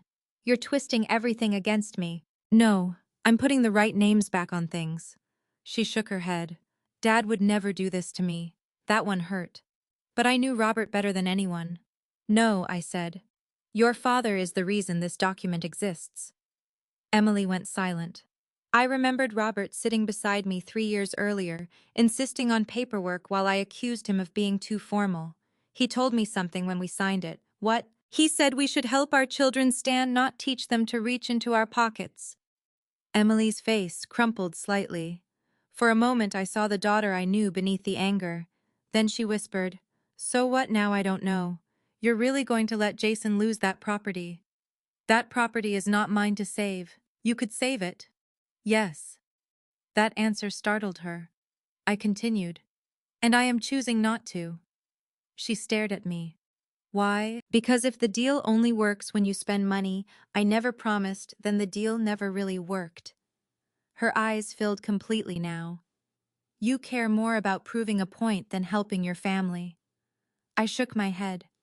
"No. I finally understand that helping my family and rescuing my family are not always the same thing." Emily picked up her purse. At the doorway she turned. "I hope this is worth it." My throat tightened. "So do I." She left. I stood alone in the living room after the door closed. There was no victory in it, no satisfaction, only grief. But underneath the grief was something new. For the first time in years I had told my daughter no without immediately searching for a way to soften it. And I knew the next decision would matter even more, because I had no intention of demanding $90,000 from Emily. What I wanted back was something harder to collect: respect. Emily did not call the next day, or the day after that. For most of my life, silence from my daughter would have made me panic. I would have found a reason to reach out. I would have sent a photograph of something the children had left at my house. I would have asked whether she needed groceries. I might even have apologized for the tone of a conversation, even when I still believed the substance of what I had said. That was how I had maintained peace for years. I repaired things quickly, sometimes too quickly. This time I waited. On Monday morning, Thomas called. The lender has formally requested clarification from Jason regarding the capital assumptions. What happens now? That depends on what Jason can document without your contribution. I sat at the kitchen table. And the $90,000 note, nothing has changed. It remains valid unless you choose otherwise. I don't want to call it in. I know. I don't want Emily thinking I'm holding it over her head. Thomas paused. Then don't use it as a threat. Use it as a boundary. I looked out the window. The maple tree in my backyard had lost nearly all its leaves. What does that mean? It means you decide what you actually need from them going forward. That question stayed with me all morning. What did I need? Not revenge, not repayment by Friday, not Emily begging forgiveness because she was frightened. I wanted something much simpler. I wanted my daughter and son-in-law to stop treating my money as part of their financial planning. I wanted my home removed from every projection. I wanted the $90,000 recognized for what it legally was. And I wanted one thing I had apparently failed to teach Emily clearly enough. My generosity required my consent. By noon, I had written 3 points on a piece of paper. I called Emily. She answered immediately. Hi. Her voice was guarded. Can you and Jason come over tonight? Why I want to discuss how we move forward. A long pause. Are you demanding the 90,000? No. Her relief was audible. Then what I'd rather say it in person. They arrived at 7. Jason looked exhausted. Emily looked defensive. Neither took off a coat until I asked whether they planned to stand in my foyer all evening. We sat at the dining table, the same table where Robert and I had signed countless school forms, tax returns, birthday cards, and eventually the promissory note now sitting inside my folder. I placed one sheet of paper between us. Jason glanced at it. What is this? What is this? What I need from both of you? Emily's mouth tightened. I held up a hand. Before you assume the worst, listen. They did. For the record, I am not demanding immediate repayment of the $90,000. Emily's shoulders dropped slightly, but I am also not forgiving it. Her relief disappeared. Mom, let me finish. She stopped. I looked at both of them. First, I want written confirmation that I never committed $220,000 to Jason's business. Jason frowned. Who is that for? For everyone involved. You, me, and any lender who received information suggesting otherwise. The lender already knows. Then confirming it should not be difficult. He said nothing. Second, every business document, projection, presentation, or financing summary that mentions my house, a future sale, my equity, or an expected contribution from me must be corrected. Jason leaned back. That could make the financing even harder. That is not my responsibility. It is if you're forcing us to remove a source we thought was possible. I looked at him. I am not removing a source. I am correcting something that was never a source. Emily rubbed her forehead. You're splitting hairs. No, I'm finally separating your expectations from my commitments. The room went quiet. Then I pointed to the third item. The 90,000 remains alone. Emily looked at me. You just said you don't want it back. I said I'm not demanding immediate repayment. So what difference does the label make? A great deal. Why? Because every time you describe it as a gift, you reinforce the idea that anything I give you eventually becomes something you were entitled to receive. That's not fair. I'm not interested in arguing about fair tonight. I'm interested in accuracy. Jason looked at the document. What exactly are you asking us to sign? A simple acknowledgement. No new interest. No new payment demand. No punishment. Emily's eyes narrowed. So this is just about control. I took a breath. No. It is about boundaries. There's no difference. There is. I leaned forward. Control would be me telling you how to run your business, where to live, what car to drive, or what decisions to make with your own money. Neither of them spoke. A boundary is me deciding what happens to mine. That landed. Jason looked away. Emily crossed her arms. You're doing this because you're angry. I am angry. At least you admit it. But the boundary would be necessary, even if I weren't. For several seconds, all I could hear was the refrigerator humming in the kitchen. Then Jason said, I'll correct the lender materials. Emily turned toward him. Jason. He's right, he said quietly. She stared at him. He corrected himself. She's right. That surprised me too. Jason rubbed both hands over his face. I should never have put that number in the summary without confirming it. Emily looked wounded. You said it was only a projection. It was. You said everybody does projections. They do. That doesn't mean this one was smart. She turned toward me. So now I'm the only villain in the room. No one said that. You're both acting like I invented everything. Jason didn't answer. That silence seemed to anger her more. I softened my voice. Emily, I'm not trying to make you a villain. It feels like it. I'm trying to stop a pattern before it destroys our relationship. She looked down. For a moment I thought we might finally get somewhere. Then my phone rang. Linda. I almost ignored it. Emily glanced at the screen. You can answer. I'll call her later. No. Go ahead. Her tone made me uncomfortable. But I answered. Hello, Melanie. Is this a bad time? I have company. Oh, I just wanted to say something before more time passes. I looked across at Emily. She was watching me. What is it? Linda hesitated. I owe you an apology. You already apologized about Thanksgiving, not just about the chair. Emily's expression changed. Linda continued. I've been thinking about what happened, and I realized I may have repeated things I should never have assumed were true. My stomach tightened. What things about you moving? I looked directly at Emily. She went pale. Linda kept speaking. Emily told me months ago that you wanted to sell but were scared to make the decision. The room seemed to narrow around me. I said nothing. She said you were overwhelmed by the house and needed encouragement. I finally asked, when did she tell you that? Late summer, I think. Emily whispered, Mom. I raised one finger. Not now, Linda continued. I believed her. That's why I thought the Thanksgiving conversation was something you already knew about. I closed my eyes briefly. The betrayal was different this time. The money had frightened me. This hurt.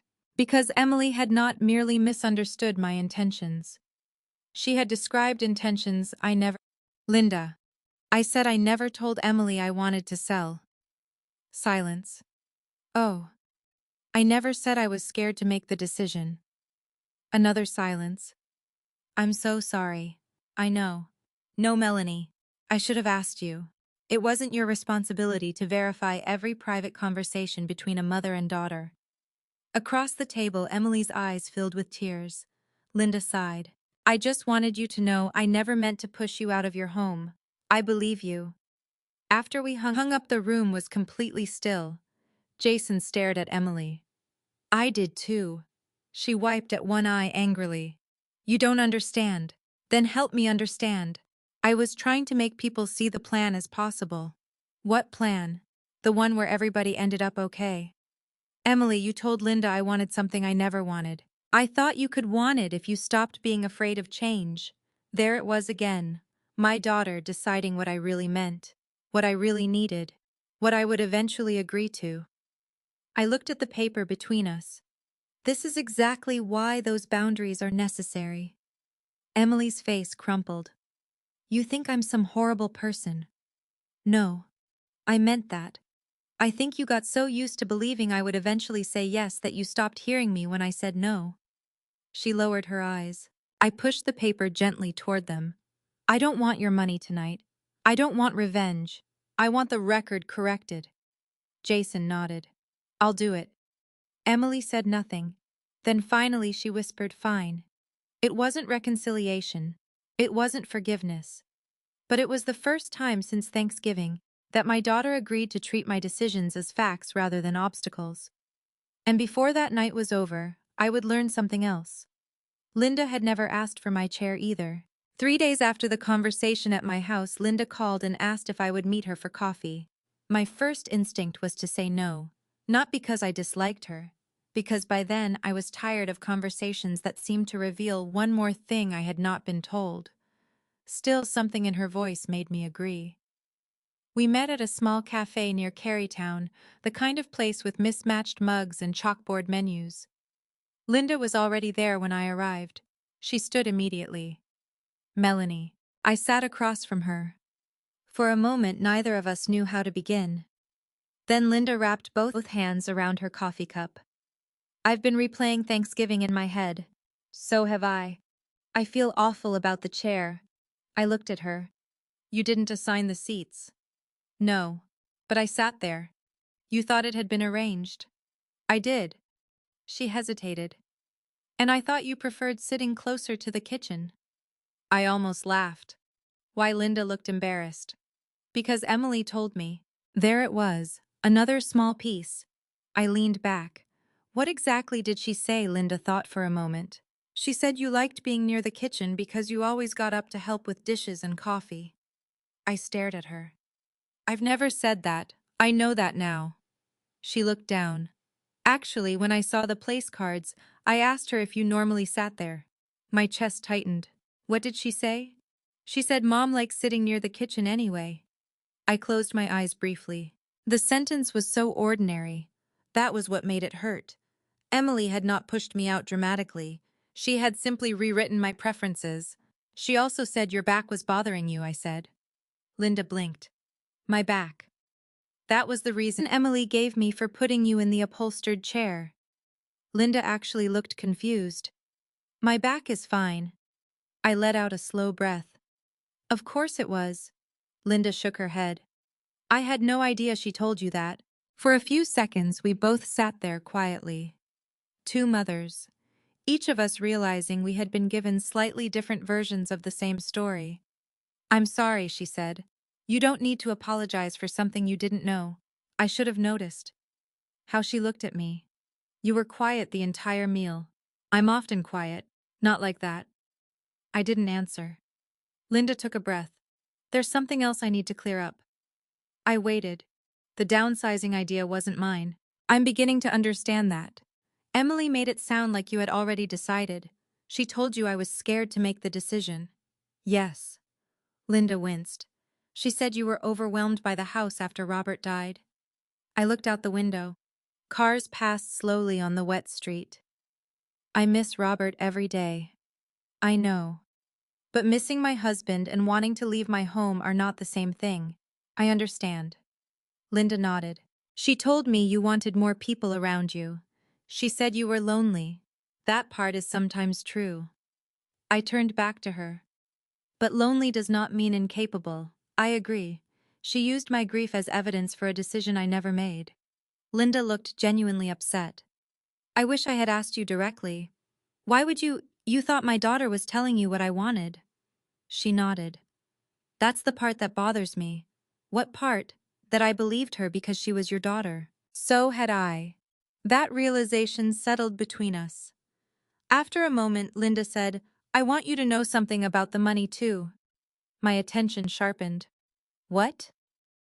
When Emily first told us about Jason's expansion, Frank and I were supportive. But when she mentioned your house, I told her they shouldn't count on anything you hadn't actually offered. I looked at her. You said that, yes. When September. That surprised me. Linda continued. Jason was excited about the commercial building. He thought owning the space would make the company more stable. Emily said there were several possible family resources, meaning me, partly. What did you tell her? I said future inheritance is not current capital. The exact phrase made me sit straighter. Linda gave a tired smile. I've seen families destroy themselves over that assumption. So you didn't encourage them to use my house? No. Did you know about the 220,000, not the exact number until Thanksgiving week? I frowned. What happened? Thanksgiving week. Emily mentioned that once you moved, there would probably be enough left to make the financing work. And you believed I had agreed yes. Why? Because she said you wanted to help while you were still alive. My stomach turned. Linda looked miserable now. She said Mom wants us to have the money while she can see us enjoy it. I stared at her. I had never said those words. Not once. Not anything close to them. That was not true. I know. No, Linda. I need you to understand. I had considered helping them. She nodded. With $75,000 after reviewing the business. Her eyebrows rose. Not 220, no. She leaned back. Oh, Melanie. There was no judgment in her voice. Only recognition. And suddenly something I had been carrying since Thanksgiving shifted. I had spent days quietly resenting Linda. The photograph, the turkey, the chair, the praise, the way Emily seemed to center her in every room. I had looked at her and seen the woman replacing me. But sitting across from her now, I realized she had never applied for the position. Emily had created the competition. Perhaps not deliberately at first, but over time she had used Linda as proof that I was difficult. Linda was supportive. Linda understood. Linda didn't ask so many questions. And to Linda, apparently Emily had created a different version of me. Lonely, overwhelmed, afraid of change, eager to sell, happy to provide money. We had both been reacting to stories told by the same person. I owe you an apology too, I said. Linda frowned. For what I blamed you. For the chair. For more than that. I looked down at my coffee. I thought you had become more important to Emily because you gave her something I couldn't. What I didn't know. That was the truth. Maybe approval. Maybe fewer questions. Maybe you were easier. Linda gave a sad laugh. I'm not easy. I smiled despite myself. I'm beginning to suspect that. Then she became serious. Melanie, I love Emily. She's my daughter-in-law.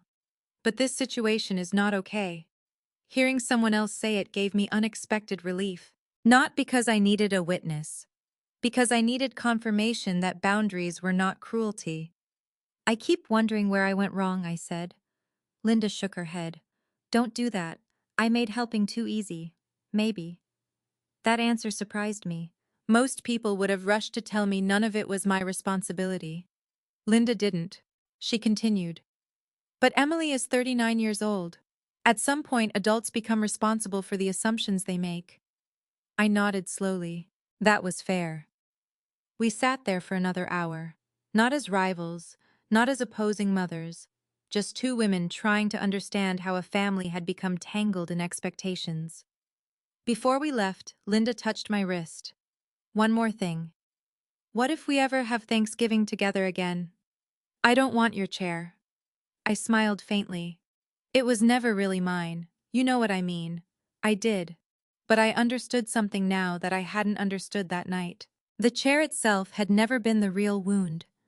The wound was that Emily had decided without asking me where I belonged.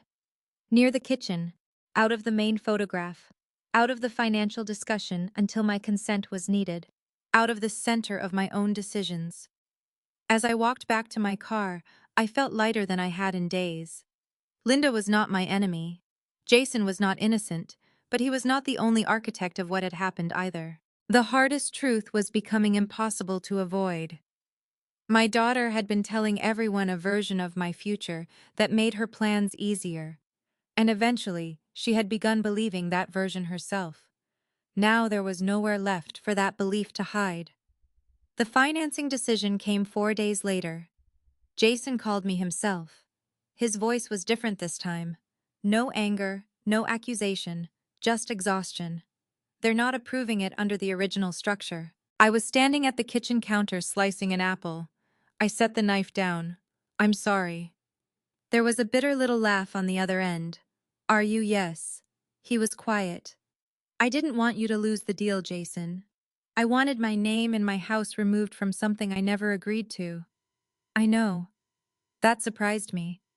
The first time he had called after the lender meeting, he had blamed me for destroying everything. Now he sounded like a man who had spent several sleepless nights staring at numbers that no longer worked.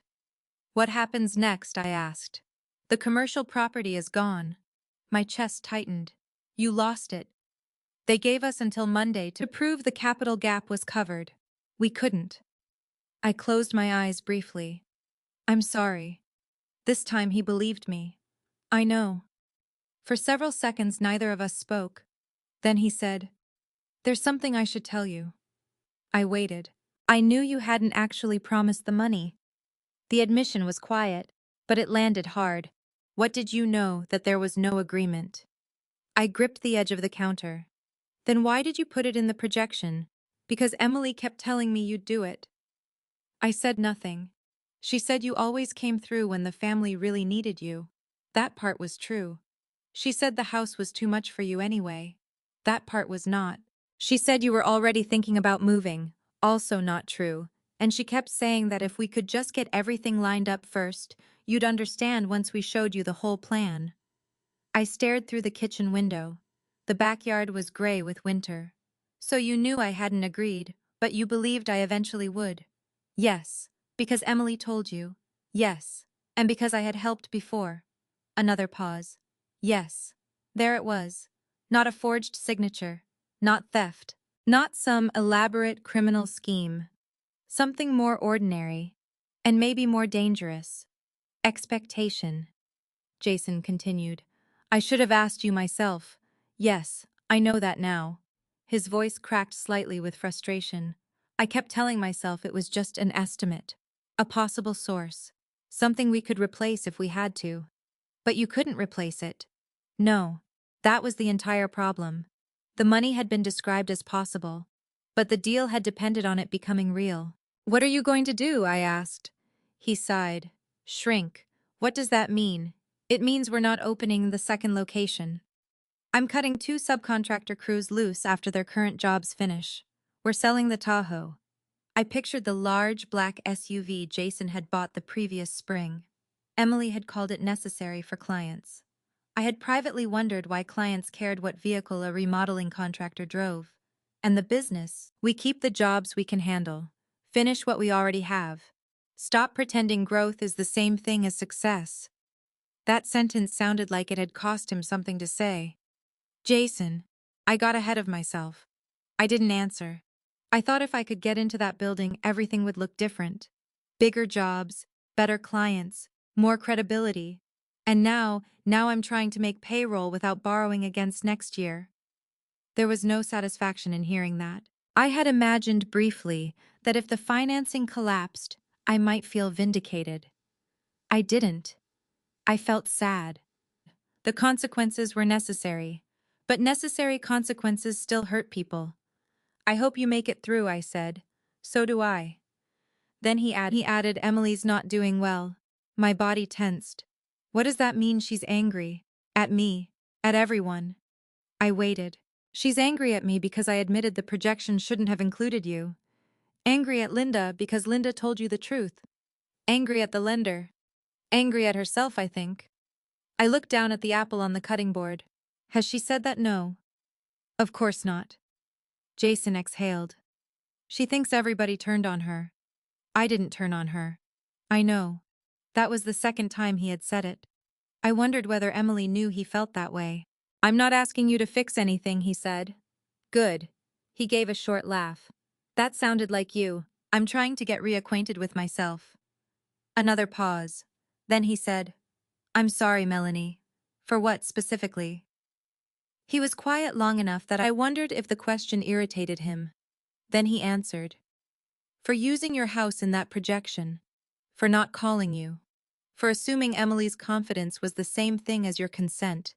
That was enough. Not everything, but enough for that moment. Thank you. We ended the call without discussing money. That mattered to me. For once Jason had called because there was something to say, not something to ask for. Emily, however, did not call. A week passed. Then 2. Christmas decorations appeared on houses along my street. The grocery store started playing holiday music. Sophie sent me a text with a picture of a school project. Ben called once from Jason's phone to tell me he had scored a goal. But Emily remained silent. At first, I kept expecting the silence to break. Every time my phone buzzed, my heart jumped. Every car slowing near my driveway made me glance toward the window. Nothing. I wanted to call her. More than once I picked up the phone. One afternoon, I even opened our message thread and typed, "I don't want us to stay like this." Then I deleted it. Not because it wasn't true, because I knew what would happen next. Emily would hear those words as an invitation to skip the part where accountability happened. I had spent years smoothing the path back to normal before we had ever discussed what had gone wrong. This time I let the road stay rough. It hurt, especially because the children were caught in the distance. I never wanted boundaries with Emily to become punishment for Sophie and Ben. So when Jason asked whether they could spend a Saturday afternoon with me, I said yes immediately. We baked cookies. Bun covered half the kitchen in flour. Sophie asked why her mother wasn't coming. I kept my answer simple. Your mom and I are working through some grown-up things. Are you mad at her? I love her. That wasn't my question. At 12, Sophie was already too perceptive. I smiled sadly. Yes, I'm hurt. But adults can love each other and still need time. She nodded as though storing that away for later. After they left, the house felt too quiet. That evening I cried. Not dramatically. No collapse. I simply sat on my bed holding one of Robert's old shirts I had never managed to donate, and I cried because doing the right thing had not made anything easy. The business deal was gone. My daughter wasn't speaking to me. I missed my grandchildren. And the $75,000 envelope was still in my desk, now useless. For several days I let myself grieve. Then one Tuesday morning, I did something I had been postponing for almost a year. I went to the community arts center. There was a pottery class listed on a flyer my friend Carol had given me months earlier. You need something that has nothing to do with children or finances, she had said. I had laughed at her then. Now I signed up. My first bowl looked like it had been dropped from a moving car. I loved it. I started going every Tuesday. Then Carol invited me to lunch with 3 women I hadn't seen in months. I said yes. I accepted an invitation to a Christmas concert. I started walking in the mornings again. Slowly, almost embarrassingly slowly, my days stopped being built around waiting for Emily to need me. That realization came with guilt, then relief, then more guilt. But I kept going. The strangest thing was that nothing terrible happened because I stopped fixing everything. Jason reorganized the business. He sold the SUV. He reduced overhead. He took smaller jobs. He survived. Emily went to work. The children went to school. The world continued. For years, I had believed my constant availability was part of what kept the family safe. Now I was beginning to understand that sometimes rescue prevents people from discovering what they are capable of surviving. By January, I had made 6 pottery pieces. Only 2 were worth keeping. I kept all 6. One afternoon, I placed the ugliest bowl in the center of my dining table.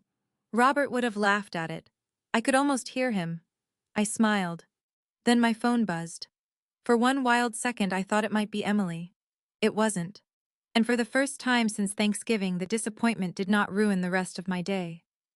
That was when I realized something inside me had changed. I still wanted my daughter back, but I no longer believed I had to lose myself to keep her. My 69th birthday arrived in February. I had expected it to feel ordinary. For most of my life, birthdays had been family events. Robert used to insist on buying a cake, even though I always said I didn't need one. Emily would bring flowers. The children would draw cards with crooked hearts and oversized letters. That year, I planned something different. Carol and 2 women from my pottery class were taking me to lunch. I had bought myself a new scarf. I had even signed up for a weekend workshop at the arts center. It wasn't a dramatic reinvention. It was simply a life that no longer required someone else's permission to feel full. That morning, Sophie texted me first. "Happy birthday, Grandma. Love you." Ben sent a voice message that consisted mostly of shouting and what sounded like a dog barking in the background. Jason texted too. "Hope you have a good day, Melanie." Emily did not. I told myself I was prepared for that. I wasn't. At 3:30 that afternoon after lunch with my friends, I came home carrying a small box with a slice of chocolate cake someone had insisted I take. I set it in the refrigerator. Then the doorbell rang. I assumed it was a delivery. When I opened the door, Emily was standing on the porch. Alone. No Jason, no children, no flowers, no gift bag, just Emily. For several seconds, neither of us spoke. Then she said, "Happy birthday."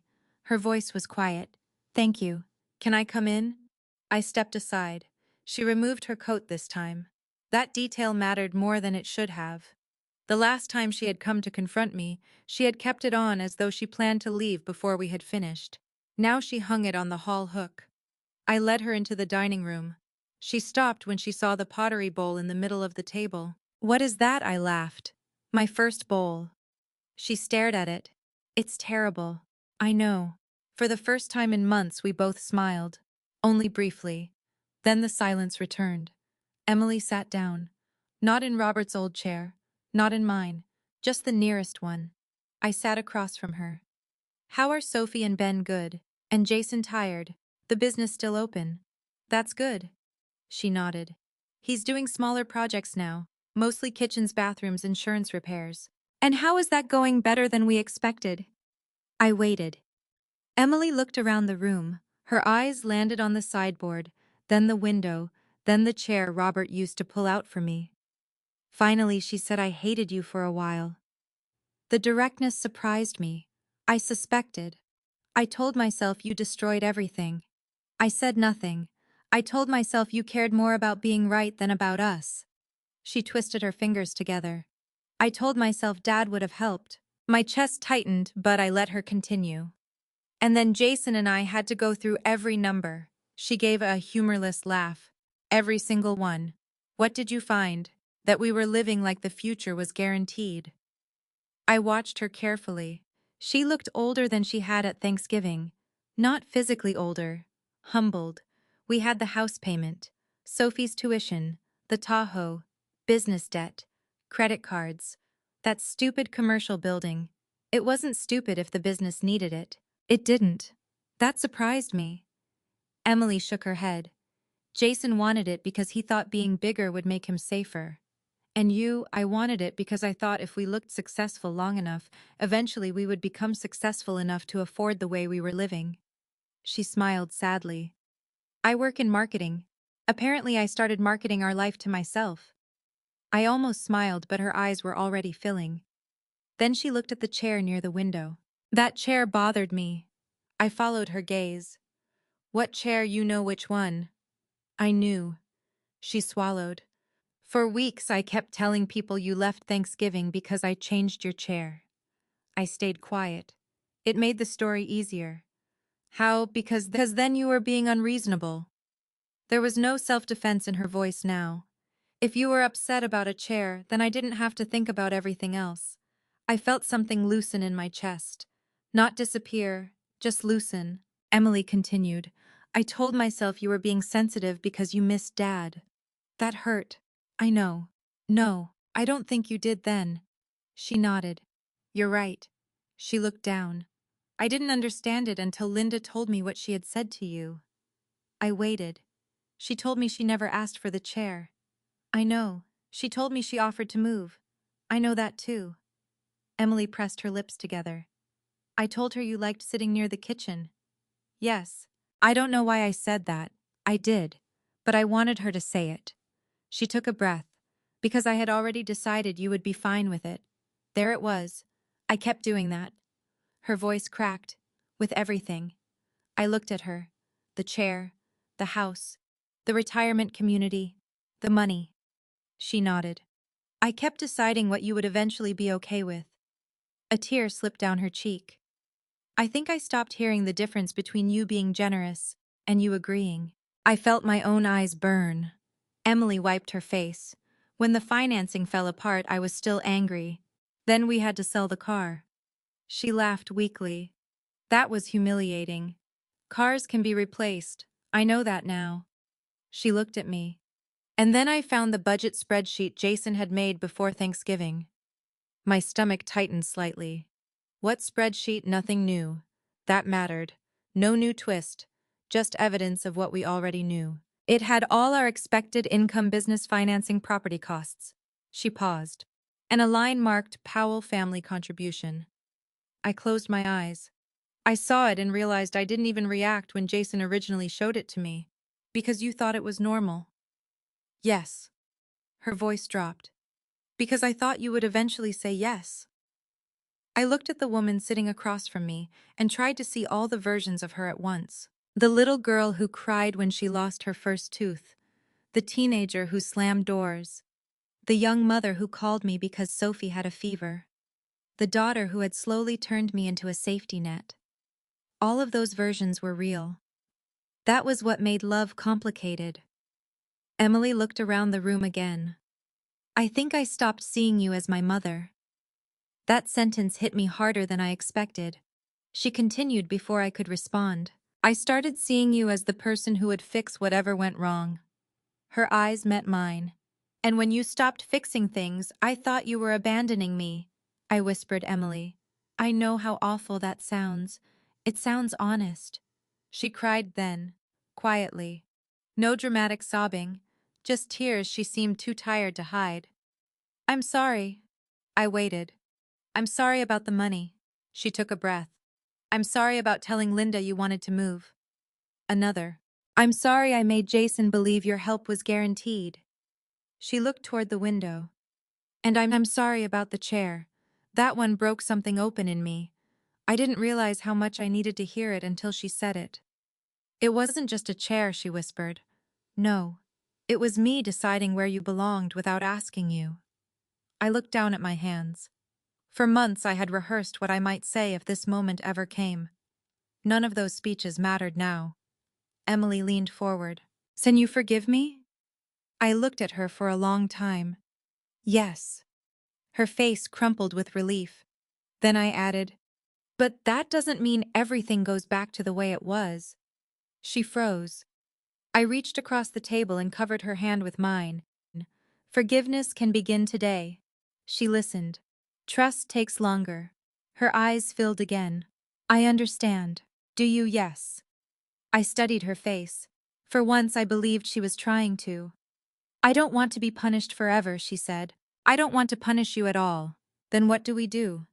We start small. How small? Coffee. She gave a shaky laugh. Coffee, maybe lunch.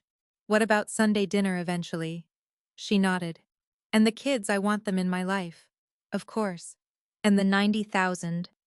Her expression tightened slightly. I noticed. But this time she didn't ask for forgiveness of the debt. She said Jason and I are going to start making payments.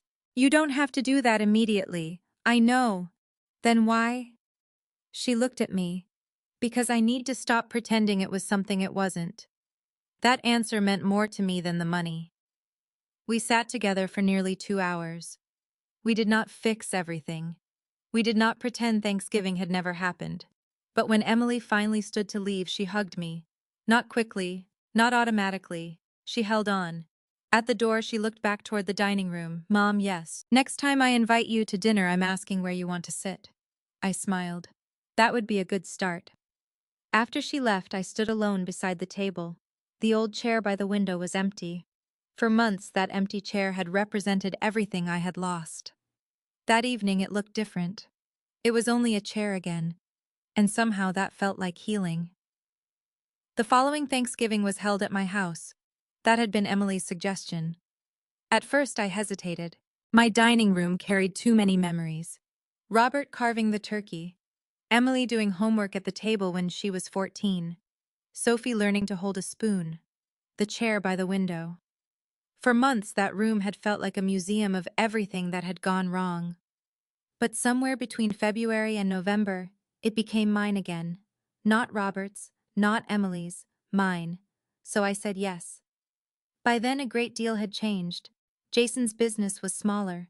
He had stopped chasing expansion and focused on the jobs his existing crews could handle well.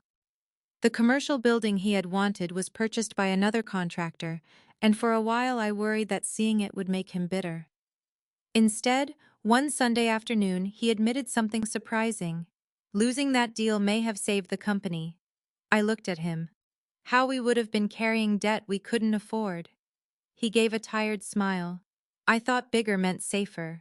And now I think profitable means safer. That sounded much more sensible. The Tahoe was gone. Emily drove a 4-year-old sedan now. They had canceled 2 expensive vacations and moved Sophie from private school to a highly rated public middle school nearby. Sophie had complained for exactly 3 weeks. Then she made 2 new friends and joined the school choir. Life adjusted. That was one of the most important things I learned that year. The catastrophes we imagine when we say no are often smaller than the damage caused by saying yes forever. Emily and Jason also began paying back the $90,000 loan. I had told them there was no rush.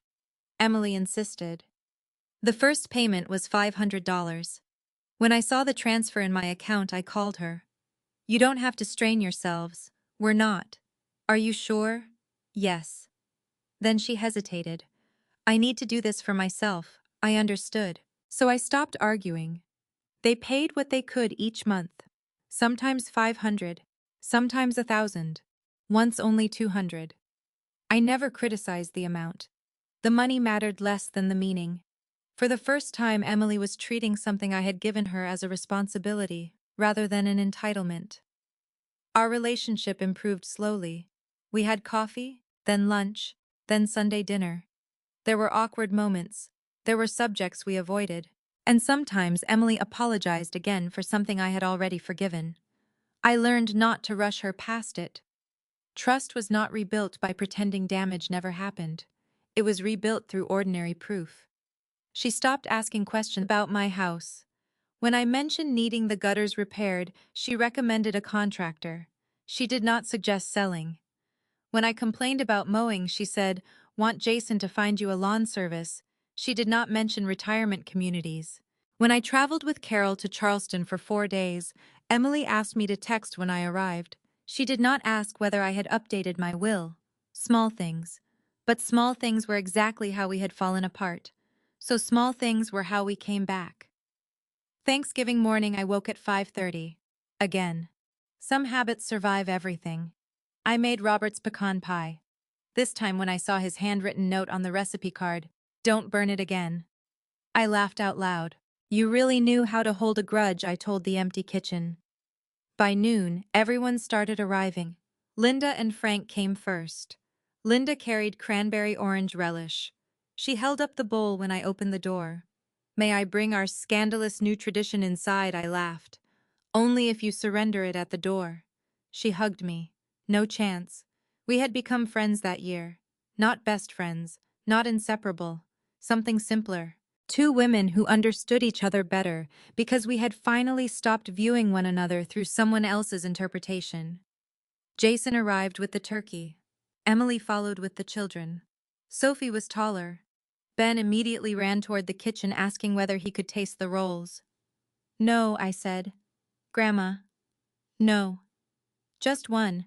You inherited negotiation skills from your mother." Emily laughed from the doorway. "I heard that." "Good."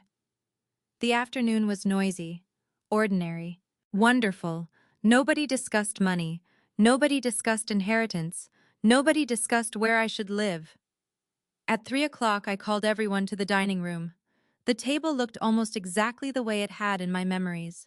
Robert's old dishes, white napkins, candles, his carving knife beside Jason's plate, and the chairs. That was when I noticed what Emily had done.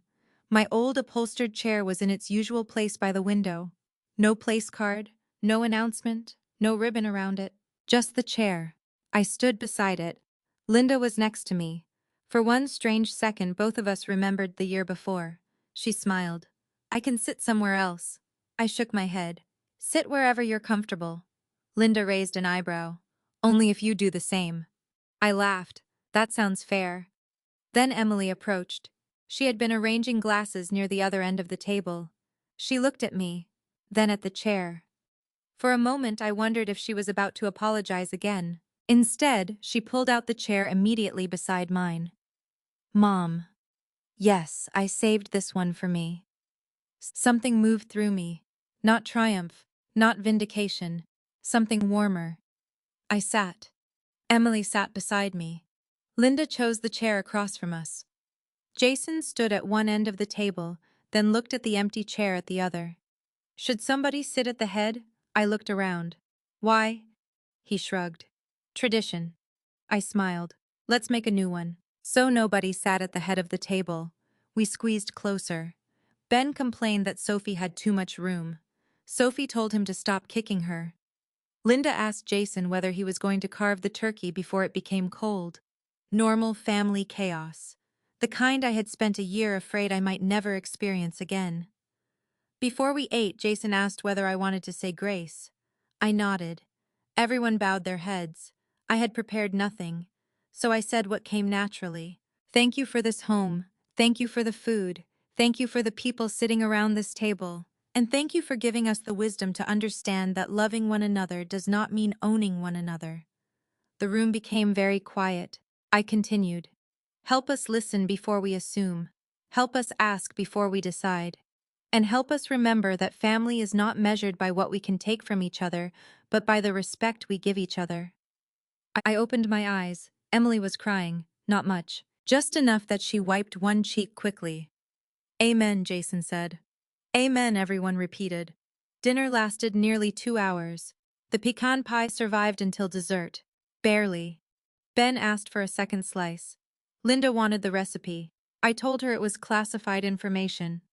Then sometime after coffee was poured, I looked around the table. Emily was laughing at something Sophie had said. Jason and Frank were arguing about football. Linda was helping Ben add whipped cream to his pie. For just a second I imagined Robert standing in the doorway. Not as a ghost, not literally, just the way memory sometimes places someone you love exactly where they belong. I thought about all those years when he pulled out my chair and called it my throne. I finally understood something. I had never needed a throne. I had never needed the best seat. I didn't need to be more important than Linda. I didn't need Emily to thank me for every sacrifice I had made. What I had needed was much simpler. I needed to know I was seen, that my choices mattered, that my generosity was mine to give, that if I disappeared from the table, somebody would notice I was gone. The year before I had walked out before dessert, because remaining there felt like agreeing to my own disappearance. At the time, I wondered if leaving would destroy the family. It didn't. Leaving forced us to see what staying silent had hidden. Later that evening, after everyone had gone home, Emily helped me wash the last few dishes. She dried the pecan pie plate and set it carefully on the counter. Mom, yes, I'm glad you left last year. I looked at her. That's a strange thing to say. I know. She smiled sadly. But if you had stayed, I think I would have kept assuming you'd eventually say yes. I dried my hands. Maybe. I hate that it took all of that for me to understand. So do I. She looked toward the dining room. Are we okay? I considered the question. A year earlier, I might have answered immediately because I wanted her to feel safe. Now I answered honestly. We're better. She nodded. I'll take better. So will I. She hugged me before leaving. After the door closed, I returned to the dining room. The chairs were scattered slightly from dinner. The one beside the window was empty. I touched the back of it. Then I pushed it under the table. It was just a chair again. And that was exactly what I wanted it to be. Because my worth had never belonged to a seat at someone else's table. It belonged to me. And sometimes the only way people learn to respect your place in their lives is when you finally become willing to leave the table rather than beg them to make room. Kethuk Fan 15. Life Lesson and Final, CTA. For most of my life, I thought unconditional love meant being endlessly available. If my child needed money, I helped. If she needed childcare, I arrived. If she needed reassurance, I gave it. And every time I said yes, I believed I was strengthening my family. Sometimes I was. But there is a painful truth. Many parents learn too late. Generosity without boundaries can slowly turn gratitude into expectation. The people we love can become so accustomed to our sacrifices that they stop recognizing them as choices. They begin to assume our time is available, our money is available, our home is available, our future is available. And because we love them, we can spend years telling ourselves that objecting would be selfish. It isn't. A boundary is not revenge. Saying no does not erase decades of love. Protecting your retirement does not mean you love your children less. Refusing to rescue someone from the consequences of their own choices may sometimes be the most loving thing you can do because it forces them to build strength that your constant rescuing prevented them from developing. And sometimes the moment that opens our eyes looks ridiculously small. A chair. One changed seat at one Thanksgiving table. But the chair was never the true problem. It represented something much larger. Someone had decided where I belonged without asking me. Once I recognized that I could finally see all the other decisions being made the same way. Walking out did not mean I stopped loving my daughter. It meant I finally included myself among the people deserving of my love and protection. Forgiveness came later. Trust came even more slowly. That is okay. Healing does not require pretending nothing happened. Real healing allows love and accountability to exist in the same room. So I want to ask you something. What would you have done in my place? Would you have stayed through dessert to hear what your family had planned? Or would you have picked up your coat and walked away? Have you ever had someone in your own family begin treating your kindness as something they were entitled to? Tell me your story in the comments. I'd also love to know where you're watching from and what time it is there. And if this story reminded you that love can have boundaries without becoming less loving, please like the video and subscribe for more stories about family betrayal, dignity, forgiveness, and finding the strength to finally stand up for yourself. What happened at that Thanksgiving table taught me something I wish I had understood years earlier. Love is not measured by how much of yourself you are willing to give away. For a long time, I believed being a good mother meant always saying yes. Yes to the extra money. Yes to the last-minute favor. Yes to rearranging my plans. Yes to helping before anyone even asked. I thought sacrifice was the purest form of love. But sacrifice without boundaries can slowly become expectation. And when people begin expecting your time, your money, your home, or your future, they may stop recognizing those things as gifts. They start treating your generosity as something already promised to them. That does not always make them cruel people. Sometimes it simply means a pattern has gone on so long that nobody notices how unhealthy it has become. The most important lesson I learned was that saying no is not the same as withdrawing love.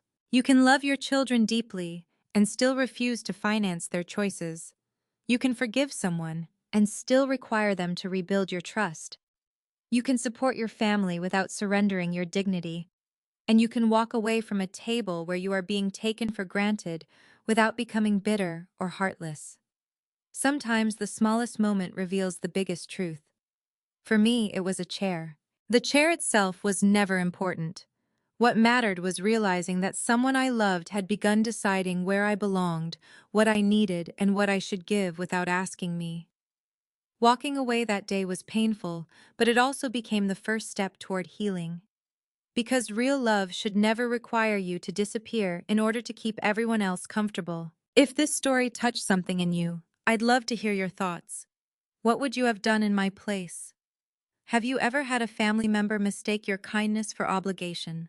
Share your experience in the comments. You never know when your words might help someone else feel less alone.